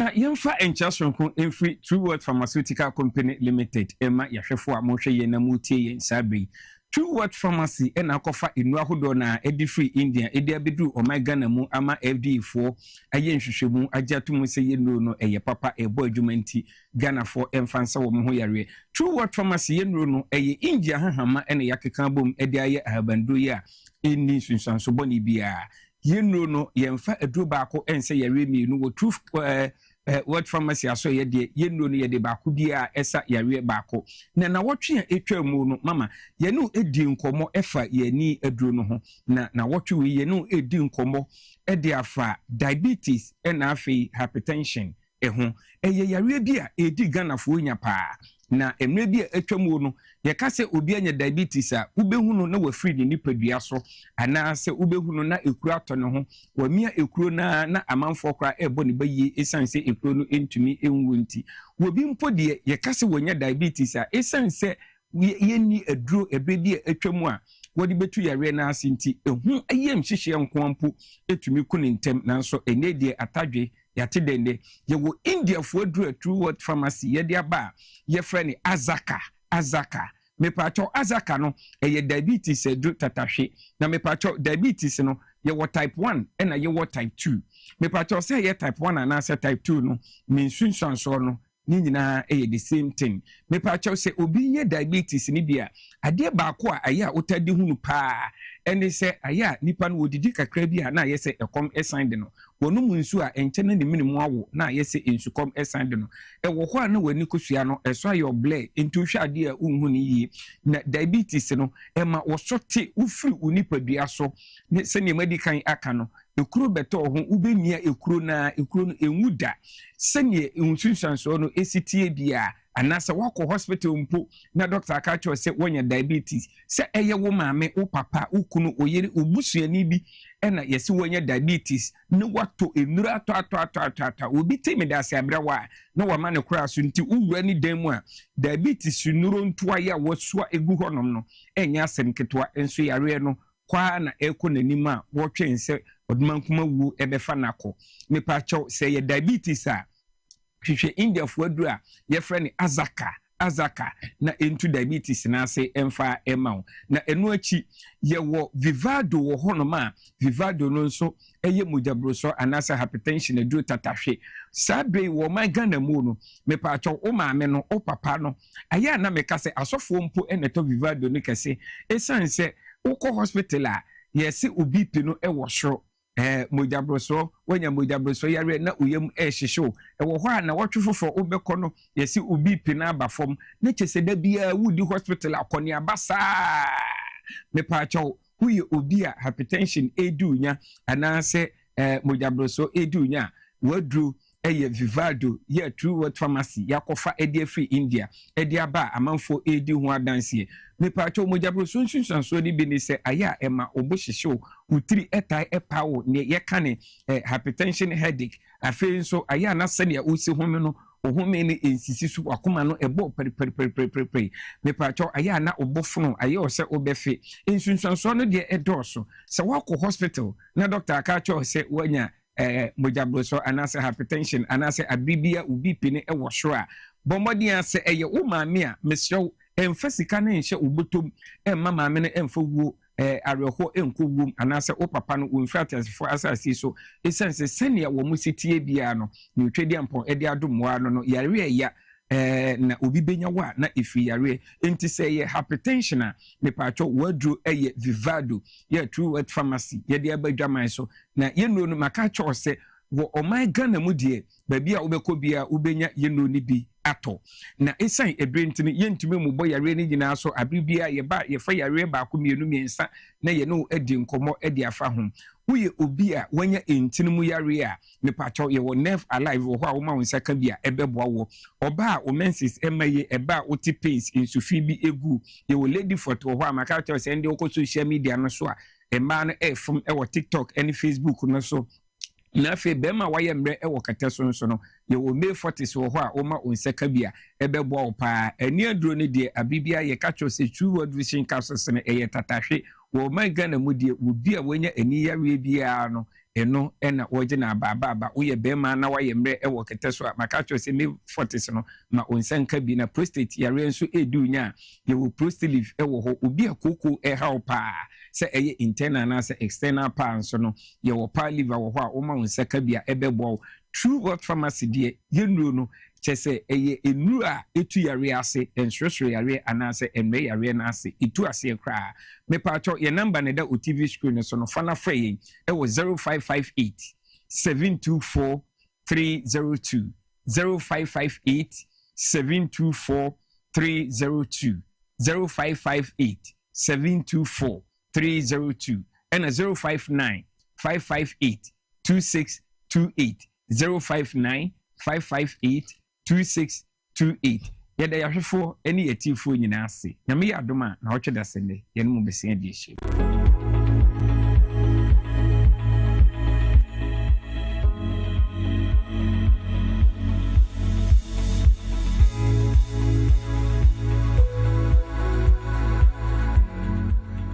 On our networks, Power FM 97.9. Yes, we say power to the people. What you say? And we also live on TV XYZ. The more you know, the less you worry. And I don't pay. You be come but Shannon, so mama say weekend we know we'll be celebrating Easter. Now, Rise to Better Health this Easter Monday because Medimosis Clinic and Prostate Center say Easter Monday. Almost free health screening. So every holiday be a medimosis for the activity ba ya da almost see abo ma ba so na almost Easter we so no e kan ho bi nti the on Easter Monday and say almost be the usual free health screening for all clients. You take advantage of this opportunity to check your prostate health, your fibroids, your blood pressure, your dental health. Medimosis Clinic and Prostate Center. No, say Jumadi and Bekosu or branches Nina into here in Accra, a dental barrier, new site, Ubinyomo Ewo Ho, Afeso Ministries, AESL building, Ewon Kraiha, Omubeye activity Nibi Honafi, Kumase, Ahinema Kokobain, Anafi, Eje Kojo near the school for the deaf. A Hosunombe screening Nibi Homo say your health is your life. Don't just celebrate it, protect it by getting in touch with Medimosis Clinic and Prostate Center. And it's all about the upcoming free screening now. Omode Emma and Crankran, you know, baby, I bet you any Ubecha Omo, when you bet you almost Subiano, and you're free to bet me a boy rem. No, I can check your health. Ewosa, Dwabo Ase. I told you, sir, we'll be doing the build up to the Kwabena Business Forum. Kwabena Business Forum is a premier multi-sector business platform convened annually during the Easter period to promote entrepreneurship, investment, innovation, and strategic dialogue across Ghana's economic ecosystem. This forum serves as a meeting point for government leaders, industry stakeholders, entrepreneurs, investors, and development partners, fostering collaboration that drives sustainable economic growth. Brofuni muadu eson nemu majuma no enu enie enano pe yensa campaign for mienu a omo team members of the Kwabena Business Forum omo ne eba bedin komoni ahwe botaya esi dwumadie nani so na afe no ne eba na wotwe wieye no ekwan omo de befa so no ye de ato ankrankran nyina animenti live in our studios Mr. Benjamin Isuman ono team member of the Kwabena Business Forum ono aso special aid to our chief of staff Chief Julius Deborah, Mr. Benjamin Isuman Ewa has also na Samira Ladi Glawu, also a team member of the Kwabena Business Forum. Mpenyifo Mwakwaba Eba TVXYZ Tenepower FM. That's very brave. Boss, microphones near Mahmoud you until Mumbai microphones no Munkase. That's it. Samira Bibi Abokodium. Just ladies first. Into as usual, Sasa convention on your day Jumadia. Nene, I'm tempted to start from your end. So tell us, Kwabena Business Forum, good. Me maweti fo nyina machi. Mo. Eno And afraid the tree no be me den kakra. Good. With your permission, I'd like to speak in English. English, na okay. Me tree na frefremu. Me bra penyi Mr. Suman. Good. Dwabo kama ma. Now to make a Dwabo the next say tree no ne kase pa no afa. What make a Dwabo nyina.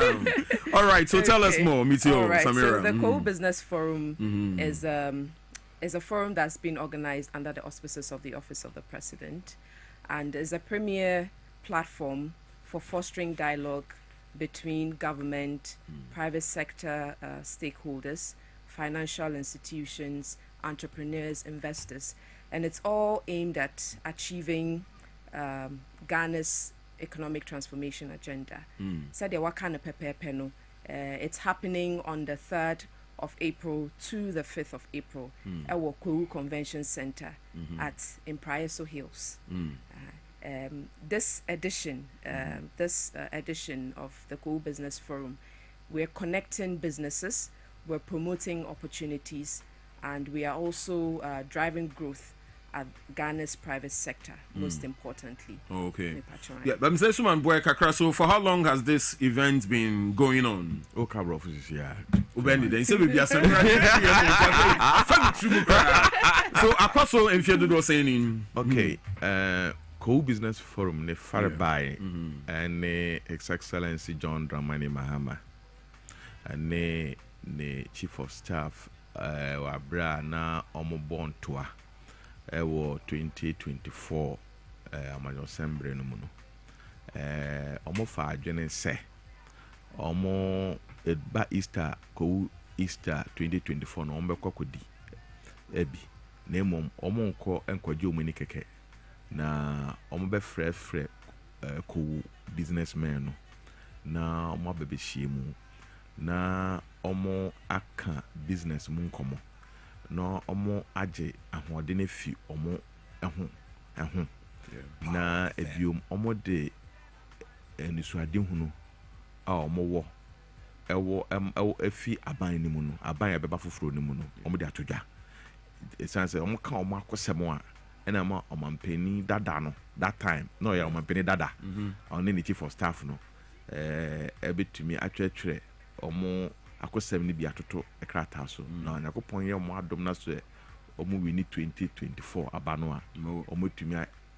edi ho dwuma na ma yɛ nhyehyɛ yɛ ɛbɛboa business no enti no saa meeting no kɔ so ɛwɔ Empire Social Center 2024 enti ko businessmen no ɛde bi mu de ɔmo yere nom ebi mu de ɔmo mba ɔmo daakye bi ɔmo bɛdi ɔmo adeɛ ne ade ɛbaeɛ enti na family meeting kind of enti yɛwie saa mmerɛ no na Nyankopɔn agya ɔtɔ nsupa gu yɛn mpaebɔ so ɛna ɔmampani Nyankopɔn epagya no ba abɛndwa no so biom enti 2025 Easter ɛna yɛkɔyɛ co-business forum ne ɛtɔ so mmienu ɛsan sɛ ɔhyɛ ɔmo bɔ sɛ Nyankopɔn yɛ n'adom na so owini aba no a afɛsɛ sɛ no ɔbɛsa n'akyi aba ɛne wɔn abɛtena ase na ɔpɛ sɛ apam a ɔne ko aman ɛne co-businessmen afa no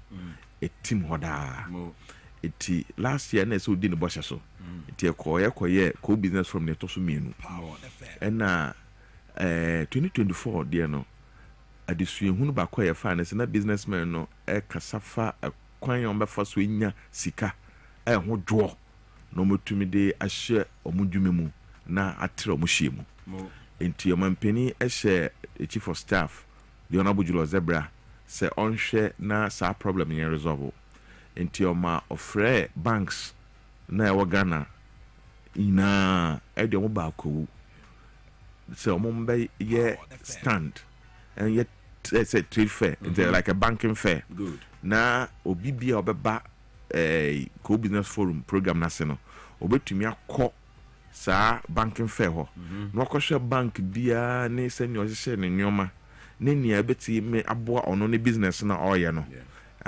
na ma otumi ɛne ɔmo di nkɔmɔ na nkɔmɔ no ekowie pɛyɔ ɛboa no saa enti ɛno saa na yɛyɛ no last year yɛwie last year deɛ no ɛna ɔmampani ɛhyɛ sɛ honorable Setekpe ɛnyɛ ne obeteki note na ɔnyɛ follow up because ɔno ɔyɛ ɔmampani futufoɔ ɛwɔ ɛba economy ɛho a enti yɛhyɛ ɔmampani hyɛ no saa enti yɛ take notes to follow up ɛna this year no the feedback is that ɛsi yɛbie mu na ama small and medium scale bɔdɔfoɔ no ebetumi nya akwanya ɛkɛseɛ ɛwɔ 2026 co-business forum ɛho na ɔmo no ɛba ne saa no ɔmo ehia mboa fi dwumadi a egyina ne naso dada agidin dada ɔno ogyina ne naso no ɔbɛhia mboa fi saa dwumadi no saa fo no hɔ na otumi ɛde akɔ n'anim nti afei deɛ ne deɛ ɛyɛ big scale medium scale small scale and about together combined. Now this year they no a massive. No baby say edin da so no ye kwawu. So being free kwawu no so you dwedinia ono say no timi baby ana. So we out here no say. Me tase pa. Good. Me patrying reason why I selected kwawu was say Oba Ghana kwawu is known for business hub. Yeah. Maybe a business minded people at war. And it was very strategic and symbolic to choose that particular venue for this forum. And yet for only the people of Kwu. Obi biara etumi baby. And he said, but for business, you have that network of people to engage with. But just to be inspired, say, a show crying. Na unfa and build it yourself. It's also you also have the opportunity to experience that as well. This year, trade fair. Meaning say unim trade fair, wako trade fair. Unso trade fair. Ye boja obiaba no exhibiting a product. This year ye wo mobile exhibiting products from the food and beverage, automobile, banking sector, the insurance, health. Obi biara beba. exhibition as a normal exhibit almost services any almost product. Another interesting thing about this year's edition is your app. Me patcho app no bebo ameka cry. More abefo kwan bia. Abefo kwan bia. Ye de ye registration. On say over the years no ye sua niema bebre. Into this year no app no boama registration no aye very easy. So be person obeka dwumadie no ho a. E kwa obefa so obeba beka ho no. Me patcho. Eno na wo kire mu yi. Me patcho and platform na no register. Okay. Addition so aye about this app ne say utumi arrange meeting, matchmaking, business matchmaking. Nti Brian fan say ba ko business forum to me platform no so na me hu di am say bra dom me ne wo business interaction bi am me pese me ne have na ma ye matchmaking no so that me drew ho da no me ne wo betimi ayesa discussion no in shemu no nti it makes it very easy to connect with people. That's the whole idea of this forum, to connect people, to make the right connections. We believe that the right connections will get you places, will give you access to funding, will connect you to the right people who will be interested in your product and service. And Tisa app no will guide you and help you. Any once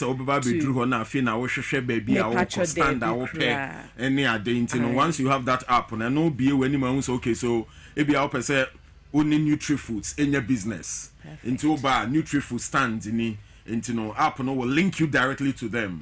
Now fin wa bedru fair na sena when you sway on tanta. Mr. Suman Pacho Sanity exhibitors no we are approaching about 200 exhibitors. Into hono ebe kasiye pa. So the app no is supposed to help make things easy. Abema nyoma aye easy kra amobia. Afi dwumedie no de salam di kan no strong pa entini e de sa abefo kita hodi kwan no ne na ade na abemu. Afi so de na be 3 days. 2024 de na no 1 day per. And 2025 de na no 1.5 days. Exhibition first day near program no exhibition no twa so for the second day no and end day we abre because obi enya ho kwan first day na mba na second day na ko aba na ko be wi nti and 1.5 days afi day no ye ko no 3 days 3 days yes wow nti afi day no strong ko e be share registration as ya wada eyimbre. When abra na penifo na efin kan aba bedu ko eyimbre no it's not ya wada say ko edwuma ya po edwuma san ya kofie ti kofie na waba to ba na last minute registration na ya dey arrested na adechia na aye last minute kra na ekoko bie edwumedie na no enti the chief of staff, the Honorable Julius Zebra, and ministers of state, other government appointees, and all traditional authorities. I could be media now. Yeah, come call exhibition trade fair, cool trade fair. I'm cool trade fair. Hono. Good. If you are not call a dankasi no na yakotena se na ye yapaye na ya ahye media na se. Speech amafo mpenifo bekasa. E benya businessmen penny for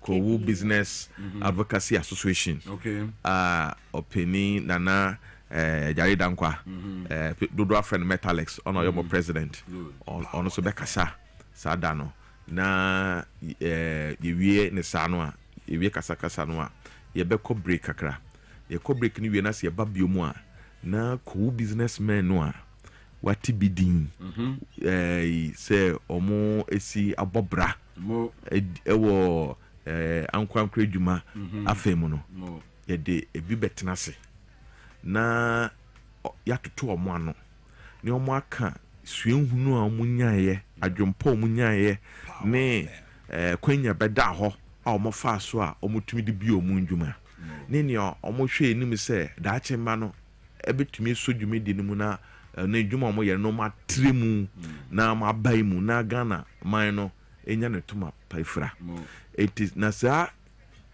kasa ehunhia a ye se kana sa no ye beka no ye poto kasa yi mu Okay. Yen can obroni kasem. Okay, this time I'm can tree. Yeah, can a tree. Okay. Panel discussion about tree. Wow. Them say the first of its kind though. Yes. First of its kind. First of its kind. Internet media can catch us our feed in a strong Mo my idea to do. My idea to do. Na boom no biati ase ye. Good. Ti you win sa no na ye be call into break. I be call master class. Say obi pese osua sɛ ne obesi ayɛ ne nnwoma yie na ɔde ne nnwoma ne dwumadi ɔyɛ no ɔde akɔ ama no ne akɔtɔn na otumi nya dollars ne euro kakra ebegu ne bank account mu a yɛwɔ master class ɛbɛkyerɛ saa obi pɛ sɛ ɔkɔ hyia bank na ɔne bank ne kasa ne sɛ ne ɔsɛ ɔnyɛ ne nnwoma yie na bank fo no ntumi fɛ sika ɔhwehwɛ ne fɛ ma no a anaasɛ sɛ ne ɔnkutu ne ho ama banks no so nyoma mo hwehwɛ fi ne nkyɛn no so ɛnyɛ no mfɔmboa no no yɛbɛyɛ saa master class no so hɔ yɛwɔ master class ɛbɛkyerɛ how I sɛ wodi woyɛ business a osika ɛsɛ ɔde to bank ne ɛsɛ ɔde kɔhyɛ adwumadie no mu ne ade no ɛbɛkyerɛ no so hɔ ni na no bɛkɔ so bone kasa mu concurrently the same time simultaneously enti no saa ɛbrɛ no all the boots no all the domes na ɛyɛ saa discussion ɛkɔ so enti wo no na we participant na waba no ono obetu so se be pese me kɔ ha anasa me kɔ ha ana me kɔ ha na wakɔ tie wanya ho faso sambre no esumu no wo a opese wokɔ paragliding wo ho akonya se buses ho Ghana Tourism Authority the buses beba wo opese wo trimu na wokɔ hwe paragliding ni bi na mo amoko tua kɔfa wiemu a de ba no obekɔ bi wo opese wokɔ hwe kowu bebi a omo dan bi ni ade sisi akese na obo woni akɔ betimi akɔhwe o wa pese okɔ kowu by night and so night tour night tour of kowu wa pese okɔ betimi akɔ sambre na emu na nimbre no ye bobe no nsia ne fa ntem ho no a president betenase na any businessmen no ne banks ni ade no njuma ankurankura njuma mpanifo no atenase na yedidi ni anom ni adwendwen ye ho na yahwɛ ni a ebesi ayɛ na ama business akonanim sɛ nanim no na de kyenye no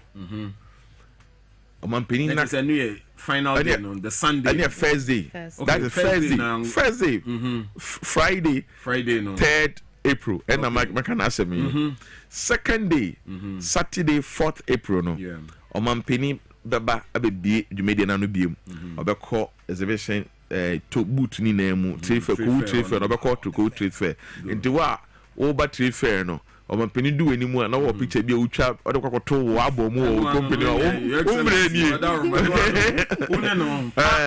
no omampeni so you product a o ye mu ana say mo services no so mu we mu advert mu advert wo untu ahwe wo ho nti obakɔ yesa ni wi na oba auditorium ni mu na ye de dwumedie no asase speeches by ministers and near the day ne parliament for majority minority da near the na bekasa a support to co business forum ne and ye koso na ye wie sa ne ye be say panel discussion na me di kan say mpenimfo na ko mpenimfo na yo business ye be ni na bi sa da no ye wie ni sa na nyimbre no governor of the Bank of Ghana Babetenase no so any businessmen ne adwumayefo no ne banks ne that natenase na ye di inkomo ye be di ye di na ne ye di na na ye adwendwen ho ai don't ye di na sa ye fa no ti ye be fa ho adwene sam be ni mu ti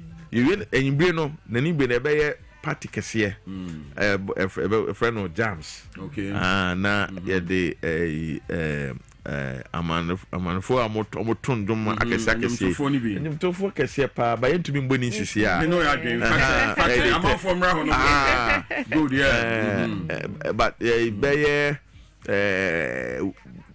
ukuada ne ya wada de ibedi ndi betudwa na obia betu eba na abetonjom kese ewo ho na ya party ene party kese pa be say member no trend ne omumpom no mu ne jepa na adechia ye be health walk.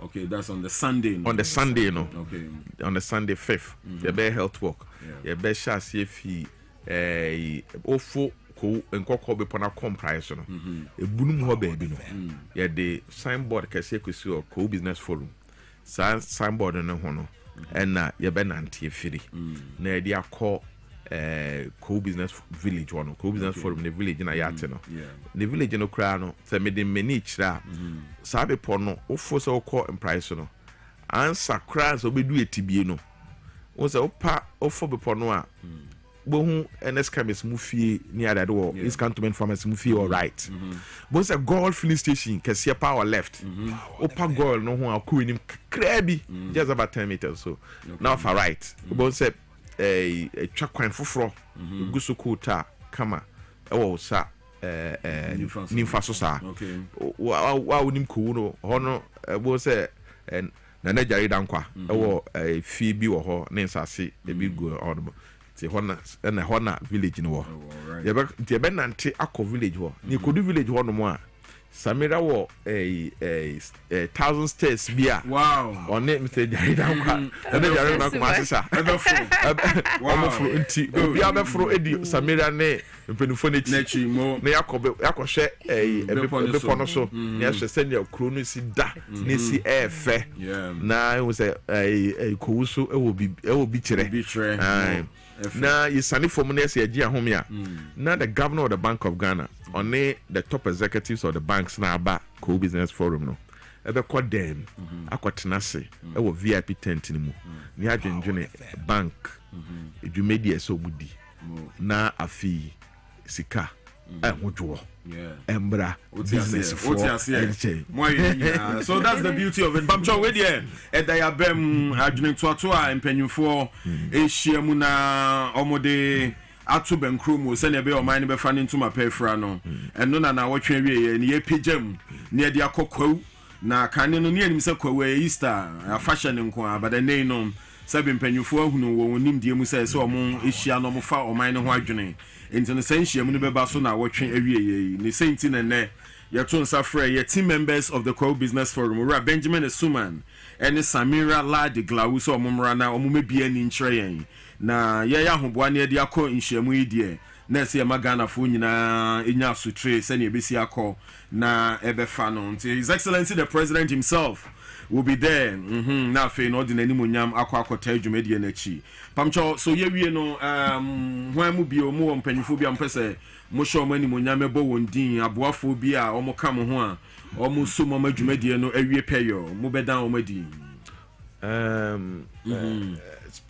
sponsors no yeah Samira ye better ye sponsors ase good KGL Group ye better Star Oil ye better Fidelity Bank GCB Eco Bank omodoso nti bia na mambo bi edina but omodoso Fidelity Absa Omni Basic Republic Bank ye wo X Mineral Water ye wo Ex-Cola.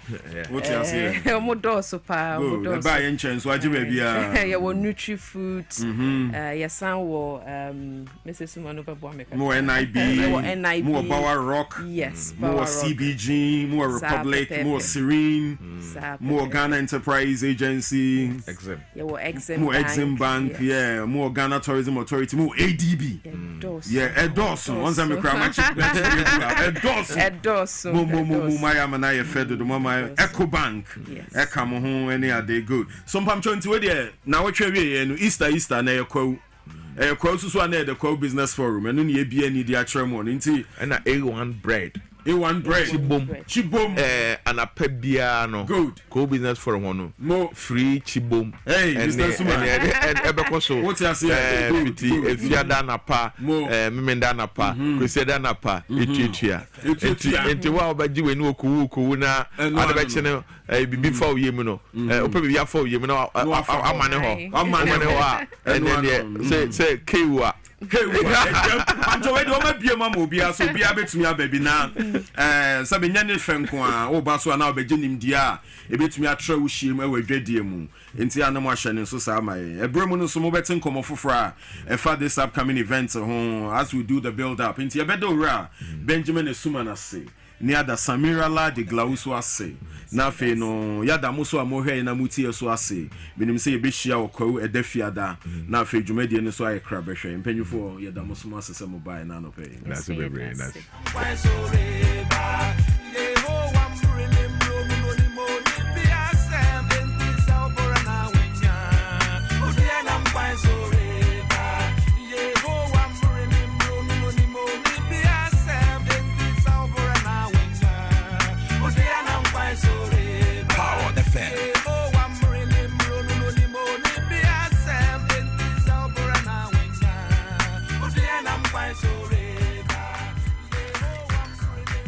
Forget about the rest and listen to the best Power 97.9 FM. That's right. We think of Ghana first. You are the best. All right, so I'm call a year Haxa Miss Shahona. And I no pay no Mr. Bright or her na young concoca also honsem. Boss, net saying Adum Don. Oh, you already in camera. Oh, my free. Oh, my camera. Now, also, you stand there, Bassin. Sure. Pet me, the demand who buy. And Ryan, my bank, what I say. No, pardon. Good. Nano pay no young co. Donna, just say, Medawase. Now, over the weekends, you know. Haxa ne the way I will see fire at on Druno now, Casafahono. Yeah, Basobody. Yeah, say. The 9th West African held by an alternative awards a course so Marriott Hotel. Wow. Say your friend is an airport on say a boy ambassador and I say Haxa Mission capsules. Great. And a boy ambassador say so we pay herbal product me pacho it to me stomach ulcer. Wow. The whole West Africa. Wow. A Haxa Mission capsules. Haxa Mission. Now Don as a winner award winner kwako di baby kakra na next week die. Oh bad be bad. Allah. And no about now. It's for so and some next week dear you never be chebusia from very necessary. Yeah, we say yes. Some na ye kana na say drone ye bon daru no. Na che say ye nam ye dwuma ye dutwam so. Obusia ma me ma kwa ba na me fa kase in free hack healthcare in family ye ba say Haxa Mixture and capsules. Haxa Mixture and capsules. Adre ye ntafo ba ko enkonya ba ko. Adro no so no yade ba ko pe na esa stomach ulcer and say yade miensa. And sayade mienu nemom yade ba kope ana esa stomach ulcer over the weekends maji ya tumuntene yade abasobody ne my next week ya ba be showcase abasobody ne nyina mo say ampa Hack Healthcare and as a Haxa Mission capsules a dra me pacho ulcer on how or stomach ulcer peptic ulcer gastritis gastric ulcer nasal esophageal ulcer duodenal ulcer mouth ulcer pain type pain awunim me pacho adrowi and ya bona baso say it miss sasa ulcer types ni nyina eno ntino ko na ko pedi na enonom ema wo ulcer ni mfru ni paduanim first na yes betakali adoso ntie hunu kra papa ba ene die opedra me pacho ya bona baso said the whole West Africa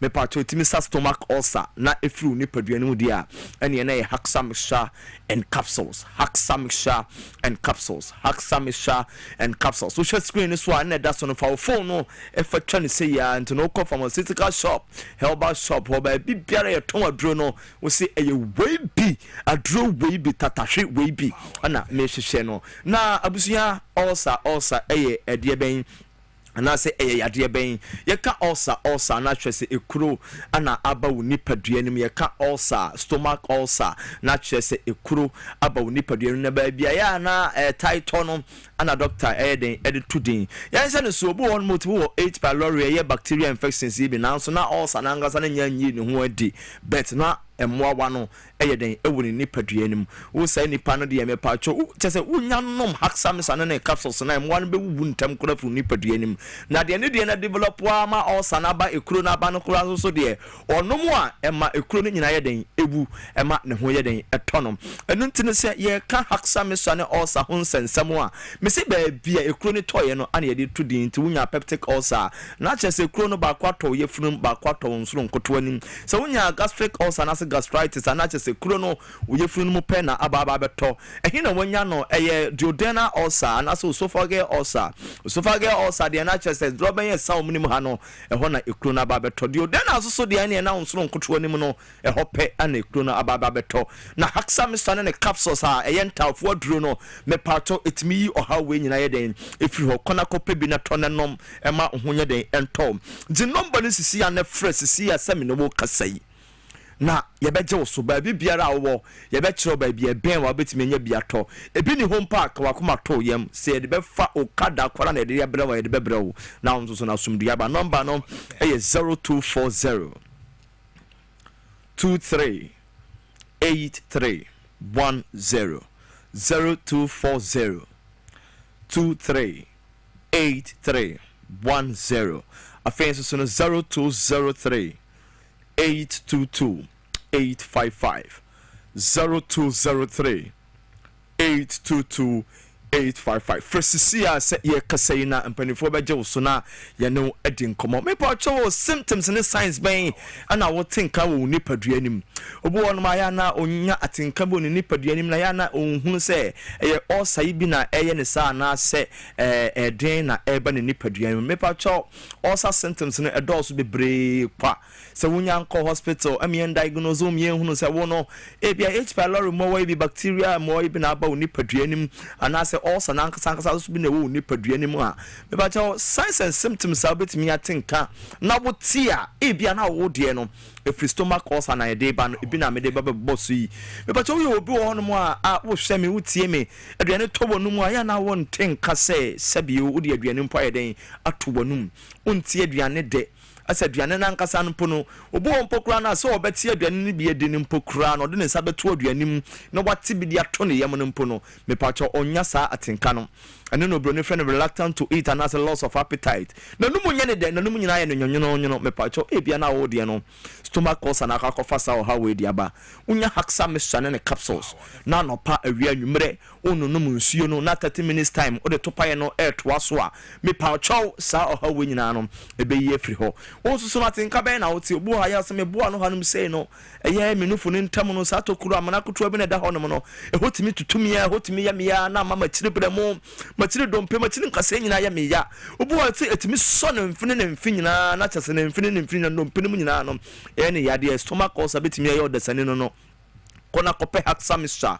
ene ne capsules adrowe ebe yie firi ho ama wo ha wo nyina na yeden eto atwa wonso so atinka be na oti obu wonu mu amepa cho eya na ne bosu nyina ehihye no ene obroni frɛ no acid reflux no ne bosu nyina ehihye no sanse eya stomach gas no mepa cho etime bo e de banesro na ma ne bosu nyina no ehihye no mepa cho de ulcer betimi aya no no obu wo kra na koma etime bo ne prim a chese e bonisa na chese na nisu nyina brim no oti honum sei na osore no wanso ade mu a obehe na oti ato senso na mpokura na nisu timi brim na to once na ase wogina kakra twen ama chese nioma reset once na wayɛ den wasan ato aso me pa cho se o de no wote sa atinkan bia na wo de ne stomach ulcer kona kope hexamycin ne capsules ebe yi ni nyina afiri honum me pa cho obi ulcenti odidi kakra bi na te se de wodi wiase ma dua ne nyina na chese na furu nyina ye kutu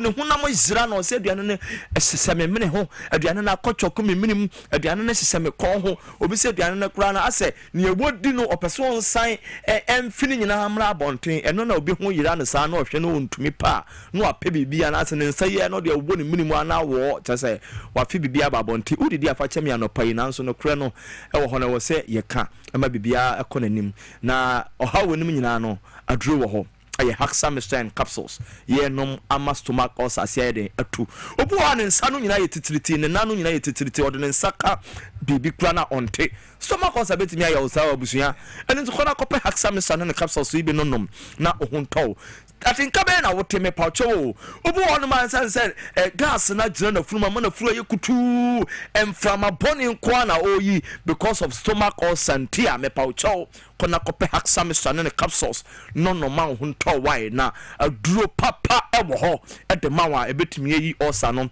e de afiri honum obi wo nso so a mepacho aduane to ne yemo no na wafe aduane na o fina na ase na wafe no obehe na moja ewo aduane nim anase afie nim obebeja ne nan obehe na moja ewo ajanan nim mepacho udie ne eye didi akoba bia ano kwa akoye de internal bleeding perforation mepacho wonsunu no nyina mo tutu ntokro a kire se wan kwan kope haksa misane ne capsules ama na nyi wo ha wo ye mfiri ho no ma be kakra no ye du bedru hospital na chese wonsunu ba bia asai no ewo se ye kotwitwa na ye de toato ani ba bia eye papa no mesrew e ma na nyansa no akase me ho yanka aduro wo ho mesu ye ni pay emfede wo yade wo ye den yade beba na yade wo honti anodoma nkomo nyankopon da woro ma wa manya bibiduro wo honti sa wo de ni stomach ulcer anko ade a ene na ye haxamisa and capsules abusuyan ko tu sika ngu waduro fufuro bia ho me pa uchow kona kope haxamisa ene ne capsules aduro ye ntafo hyane nso se yade ba akopɛ ekome ba akopɛ na esa ensa yade miensa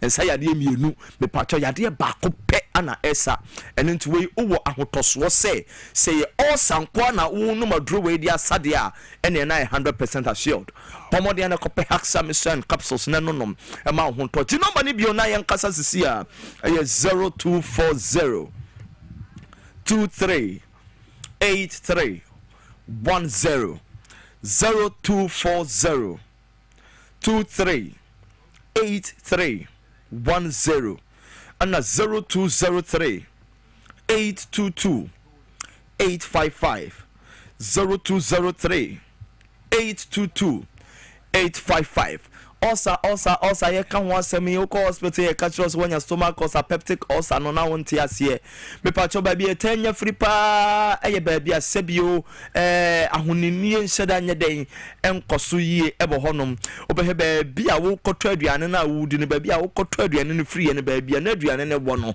hwe e home environment ne enkoyie sebi wo gota ho enwansena ne nam enkoyie enunti saa ne yoma ne nyina no eye kwan afodo ye faso a etimi menya saa bacteria infections from H pylori mo no mo de eye stomach ulcer na eba no wo mo sa biaye hono ne yenya free obo also wa visit washroom or buy na nkoso timi hofro ne nsa with running water and soap na bibia koyi ansampo no de ato aduanim na so adaje aye ne yenti me pa cho be hye onya pie ba ya ode ne nsa nsuo gu ne nsa so no de afefo na tad yem na ne se so de ato aduanim no na okoro no e ba ne sa H pylori mo wayi a the stomach ulcer bayi e honom ne yekofo mo e de wure ni paduanim obi nso so honom a obehye akone abadie otimi sori ahemache be ye 4 on kodano na abana jobe 12 obu okra ya na ne wura free ho kra so on didi ye obu ono ma ne wura free ne ho se wa sori na juma ye ntino on to aduane ana so on fa ne nsa nto aduane mu kra ntibi ntu nanu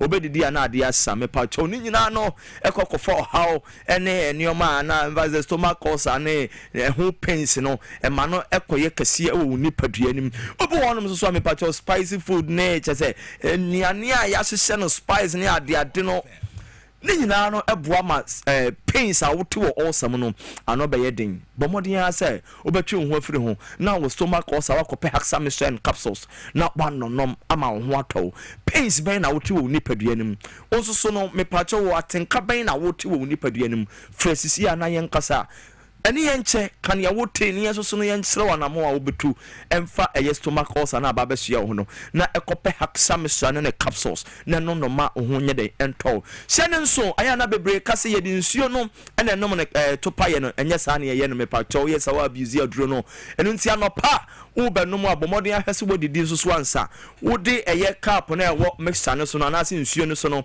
wo bu mienu anom no no atwen 30 minutes time na the pure water and as ordinary water ye wo fie bi no wo de anom topa ye na as capsules no so mienu obene sa no pa obene sa wia obene sa nwumre afi wo wie no ne wo se wo ye stomach ulcer no me pacho onfa wo ye funu no mu na yenhwe afi nso so no wo a ya no ete wo so ahunu ya wonya ho no bo number kwa wie no me say within 3 minutes kra na edoso ya no nyina beko amasumdue aba number ni bio ye 0240 23 83 10 ana 0203 822 855 and into me patch wo kan se drug line yan ko repass thank you tenated hallows me find benis kuma say yan ko pf dani herba colonel fred mens Missy and Arms, Koforia Funan, Gabson Pharmacy, Anna Benona Delight, and Kokoya Isaac Drug Store, Walla Passa, Isaac House of Drugs, Nabi Biana, and next week, dear, maybe Bama, Abusia Funina, who send your hats up, the dawn, who bird you man, I know. Thank you, sir.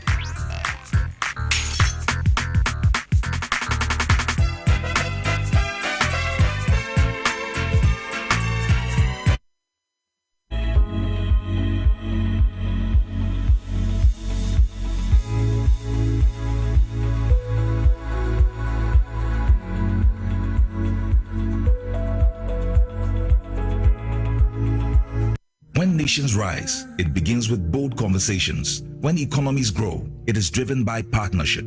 This April, Ghana's business and policy leaders converge at the Kwewu Business Forum 2026, the nation's premier platform for investment, enterprise, and economic transformation. With special guest of honor, His Excellency President John Dramani Mahama, joining captains of industry, financial institutions, investors, and entrepreneurs. The Kwewu Business Forum is more than just an event.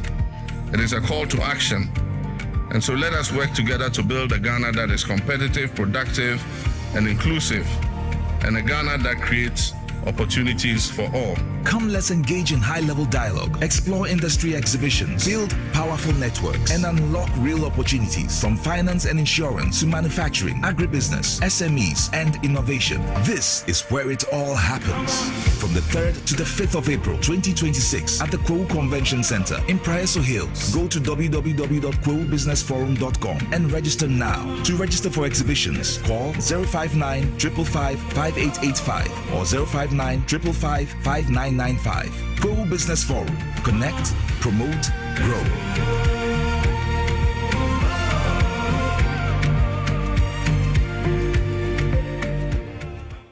Obrabo eye adwumada. Eboa eyam aduane. Eboa eyi insa free ni peduane. Na eboa woni pedua ma etena ho yi. Nanso wonim say niema a yedi na yenom. Timi ma brabo ye adwumaden sen pote. Me hunda. Me brabo ye adwuma pa. Ebia sese me ntumi ye bibi boa me brabo. Ani and nothing about the left feet from the Moses Clinic, we have our center about herbal food supplement. We see pa the barber, ama a year juma ye. Now, any juma. Fatopa yenu, and no pani and na a boama berbo ye juma ye. Sunny a beya, a bit me and yam a jania woody, and sissy ni pejanimo, a ye moving see. And no, I'm a brabo here. Ubenya Left Kid or pharmacy, herbal shops, ne supermarkets are a bell. So what do those way to up? First 0244 06 8447. Left Kid, Wawa Brebo, Wawa Nipedia. A draw ye any mapping for a ma emma or manufo, ne for our 1 year in fear to me. FDA JD crack to ye atum.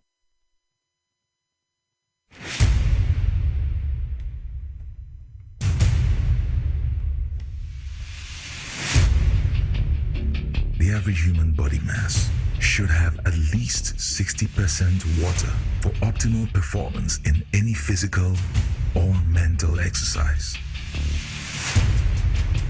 We can help you maintain it naturally.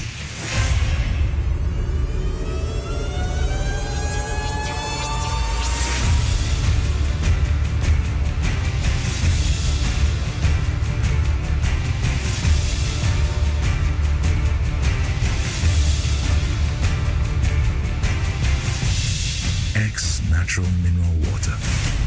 Simply natural. For bulk purchase, call 0596 273 546 or 0596 273 547. This advert is FDA approved.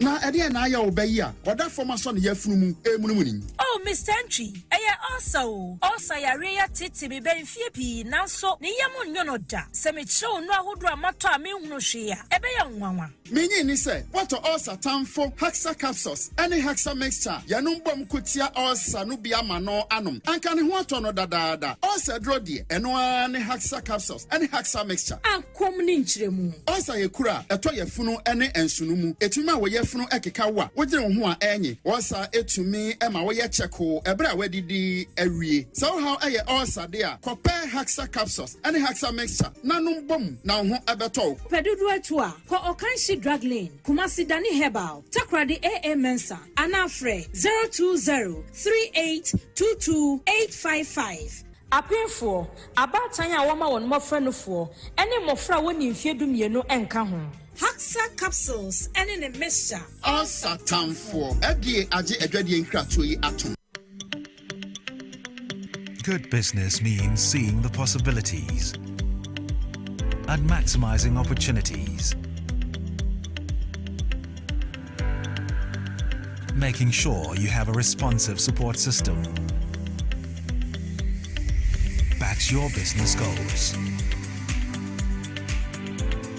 A partner that gives you a stable platform with reliable connectivity and seamless solutions, and better understands the tools required to take you to the next level. With so many moving parts in running a business, we do our best to provide you with some stability. The only kind of stability you can find with MTN Business Broadband, the fastest and most reliable internet provider in Ghana, making sure you stay ahead and stay connected, because we understand what makes your business tick. Sign up today on broadband.mtn.com.gh or call or WhatsApp 0244 308 111. MTN. Na na kwa me taxi driver na enkane na misisi eso misisi na kame na to na twetweme binya 3p garlic misa no aboa me pa That's a miracle bi wadro no just mafu no kra se die sia twemi ankasa me humi esi so kase me humi ana esi so obekasa die bibi hye me so bi no na ye normal ni BP na tino ni tipa me sa 3 days ni na edona ankasa de nyankopon de ayi bi ahode chema ayi bi nya sam ketwa ana se we de me fro aka so na me fa hye me nkwa no me de abe fa 3 years ni ana asemi gina wa me na mu sisinya se me kwa me de ameko bi amu so much me dru abe 6 years ni o tema didi am ye maji se ene meja na saya le nem kum preko ene 4 days ana me koto 3 garlic mixture ni tema me kase yankupo no yam se ende ya me no kase me ho atomia me din wa me ntiache 3p garlic mixture ubenya bi wo mamu pharmaceutical shops and herbal shops Fred Piwak e 02489288824 and 020100002. Hello Ghana, payday is here. Stand a chance to win instant cash prizes on Review Scratch for Win, up to 100,000 Ghana cedis to be won today. Get ready to play Review Scratch for Win to win big on TV XYZ. Stop scrolling and start winning. It's simple. Dial *850*6# on all networks. Choose your card type and select your lucky card for a chance to win big. Play with at least 5 Ghana cedis or more. You could win up to 100,000 Ghana cedis in cash prizes instantly. Yes, you heard right. 100,000 Ghana cedis in cash prizes. Don't miss out on the chance to win big. Dial *850*6# to play it now. Review Scratch for Win. Scratch it again. This is casting power. You must be 18 years and above to play. Terms and conditions apply. This game is regulated and approved by the NMA Caritas Bank. Kofi guys, addict, sombo. Osodi, na nipa brand inside na mundress na enkono na abochoko wo wankwa na ya. Oh. You home family back okra. Ma hospital kra ma e ka chem say malaria. Malaria nris man no. Osodi, e kai edu herbal clinic. Malaria mo beto na ta. Wo de drum bia bo fan edek malakio mixture. Mamumo bi na no. Malaria be fever be edek malakio mixture. Genome no umboto. Edek malakio anu odin etumi malaria papa. Edek malakio betimi fever no ho. Eti de yi hame. Edek malakio mixture. Ebema wonum atoso no. Edek malakio mixture. Enti hwe umoja mhu nsa wo atridi ansa na wa fa atridi adu. Apemfo abata wo manufoɔ no kwada wo ne fie du mienu nka ho. Edek enkwa sombo FDA ahwɛ sa edwadie krato yi mu agya to mu sɛ ɛyɛ. Malaria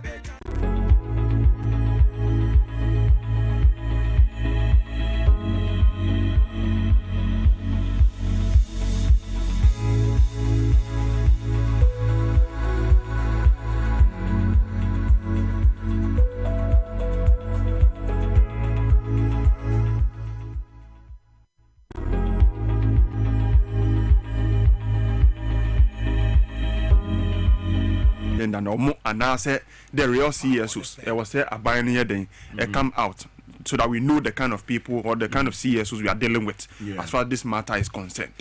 Then the second issue has to do with presidential or the accountability through CSOs. For me, me get 2 months. President Umayeti has a proud to 2024 what the manifesto by in the manifesto you stated various promises. Sa promises no akwakusi saying into accountability now can once then now account for then our achieve your own promises are the buy and that will promises now for Pieto at the Akianya form into accountability now what is there to be accounted for.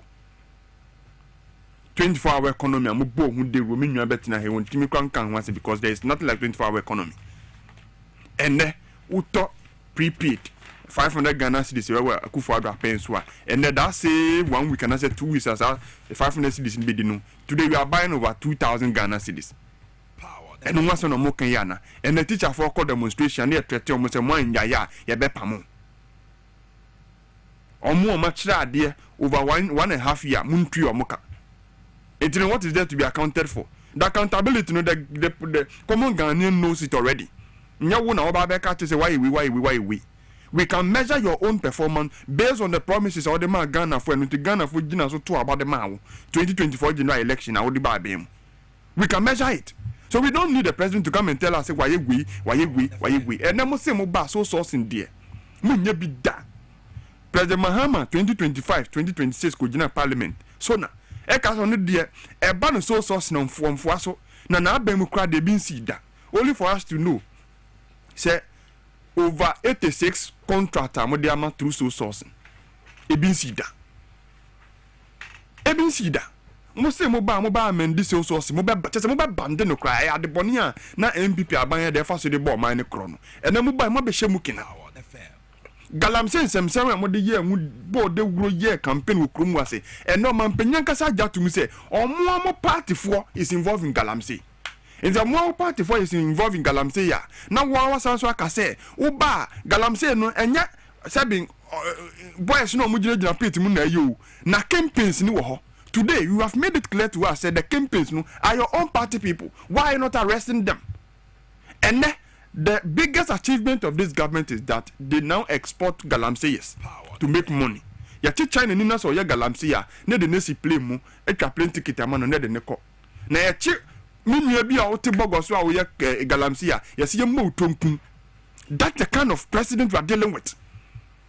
And so we don't need President Mahama to come and tell us say why we. The common Ghanaians knows it. And we can measure his performance based on promises a who do the man in 2024 general election. And so I made the help with Samia. Nyamina me babeka. Ghana for no mama bubo so nyina no. E ade a mo bo hu dewuro e de twa Ghana for asum. Omo ba ye ekosi sen. That is the question we are asking. Ekosi sen. Bashi. Ekosi sen. It's a ban be a media ubusamia on canocre. Oh, a banning canocre. Be honest with us. Tell us how buy you know ABCD and the woho ube to say baby or duni. Let us face the reality. For when Sensemian and Seti Bafu, Musa to force in your Don Doman Mahama, no mapa, no Musha Panama fu akofom. And then man whom should dear Monsieur Iran US war. And no man penya catch as a bomb by 2 Russia and Ukraine, no, a meto Ghana. And to say, some Russia Ukraine wars and some no, and fat Ghana who baby. Na bomb on a beto Jubilee House. But say, a good dear die near be a Ukraine or Russian term. And yes, a good dear near be a die. Those are the Middle East in term. Boss. And you mean, your man penny say, and no, from so if you all cast us, no name said that should be. America for because Iran for so. But the president at the time, no, as a candidate, no, has been a president before. In fact, I have vice president. 4 years. I'll be a president for another 4 years. So he should be in a better position to know, say, Ghana, me, Russia, did you know? Na konkan ye pa. Russia is, a crowbas a fire for or dealing with oil. Oh, we are assuming no to me more crow fire for Russia and come. In this man, at the time, no name say Russia. Ukraine won't be affected Ghana. Now you're thrown a throne set now. What did you Ghana for? And those in the CSOs no open so never said me for crowd or more government platform no Oceano and now say the correct CSOs are anymore because if the correct CSO the Ocean more by now so sources and send me by ye for tested at the publication by ye CSOs more in a women's supported that agenda and I said that call how many of them today all the CSOs that we know are now you go for other person no boom e can say mokromas no mu nyina da and now Mama ya say government at the platform mugusu at say every month bia no ye hwe so they cannot comment on issues of national interest. So we want to know which of the CSOs that Oshi or Mono. We want to know. We want to find out. So maybe Bashir will here over catch. Bashir, I'll give you the last bite of the pie, then we say goodbye. Minimum any reactions to Sina. Yes. I say in say idea ko and I say obi you ubeni you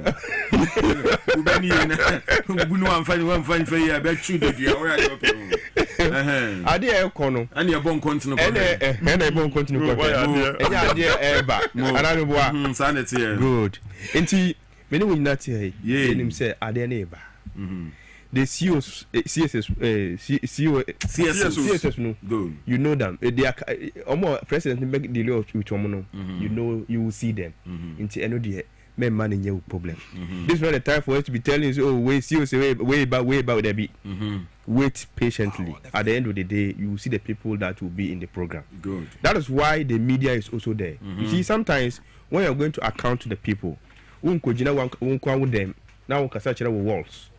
No, you get some people that can be seated in front of you who show money now. They can have the opportunity to ask you questions on behalf of the whole nation. Yeah, that's why they're going to involve even the media. The media will be there to capture whatever President Mama Beka. Now you know Dwabo Ase. Hey, we are a people of accountability. We account to the people of Ghana. But I ask questions, say, are you against accountability? Because no can say, oh, what are they coming to say? What?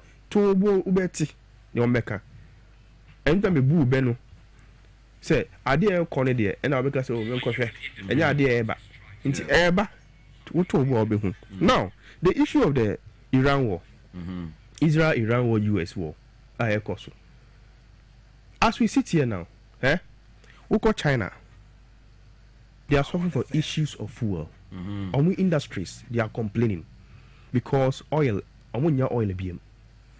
US Ankasa, they are complaining. India is complaining. UK is complaining. And several other countries are complaining. Because of the fact that there's a war in Iran. Israel-Iran war. And the oil line can somebody fast Strait of Hormuz. No, mutimi differ other countries 8 million binus intino.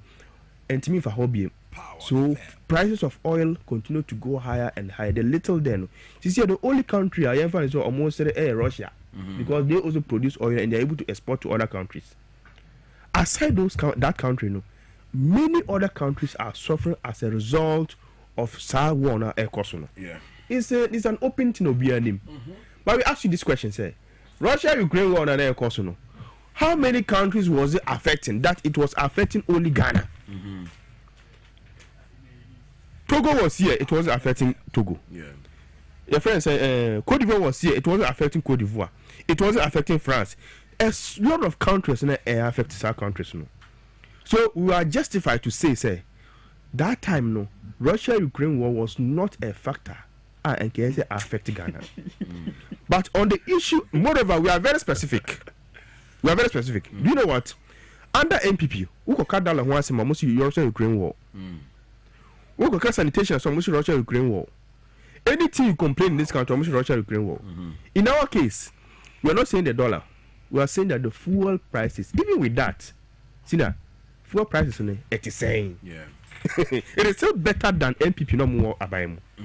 Even with this terrified war air cost war, it's still so better than NPP no more abayemu. Yeah. In the end of Muka issues of because of time, no hair. Issues of source in Amoka Wasemi. Yeah, we've been spared some extra 10 minutes by Ken Nicholas. Okay, thank you. Sources in Amoka Wasemi. Good. How on earth can 98% of soul sourcing actually about 44 of soul sourcing? How on earth do you compare these things? Under MPP, you gave 98% of more contracts went under soul sourcing. 98%, oh, close to 100% of more contracts echo under soul sourcing. Under NDC, 44% of those contracts are going under soul sourcing. And still counting. No, what are still counting? What are still counting? As we speak now, 44% of it is going only 44%. Yeah. It's under soul sourcing. And so, how on earth do you want to compare yourself to the NDC? Your car resetting now. This is the resetting we have been talking about all the time. At least you cannot say that because we are talking about resetting, everything in the constitution should be abolished. Okay. You see, we also complain about Mumu soul sourcing because you are doing it family and friends soul sourcing. Let me give you an example. Dr. Baumianunia was given three significant groups of contracts. Baumianunia Kasa. 3 group of significant contracts.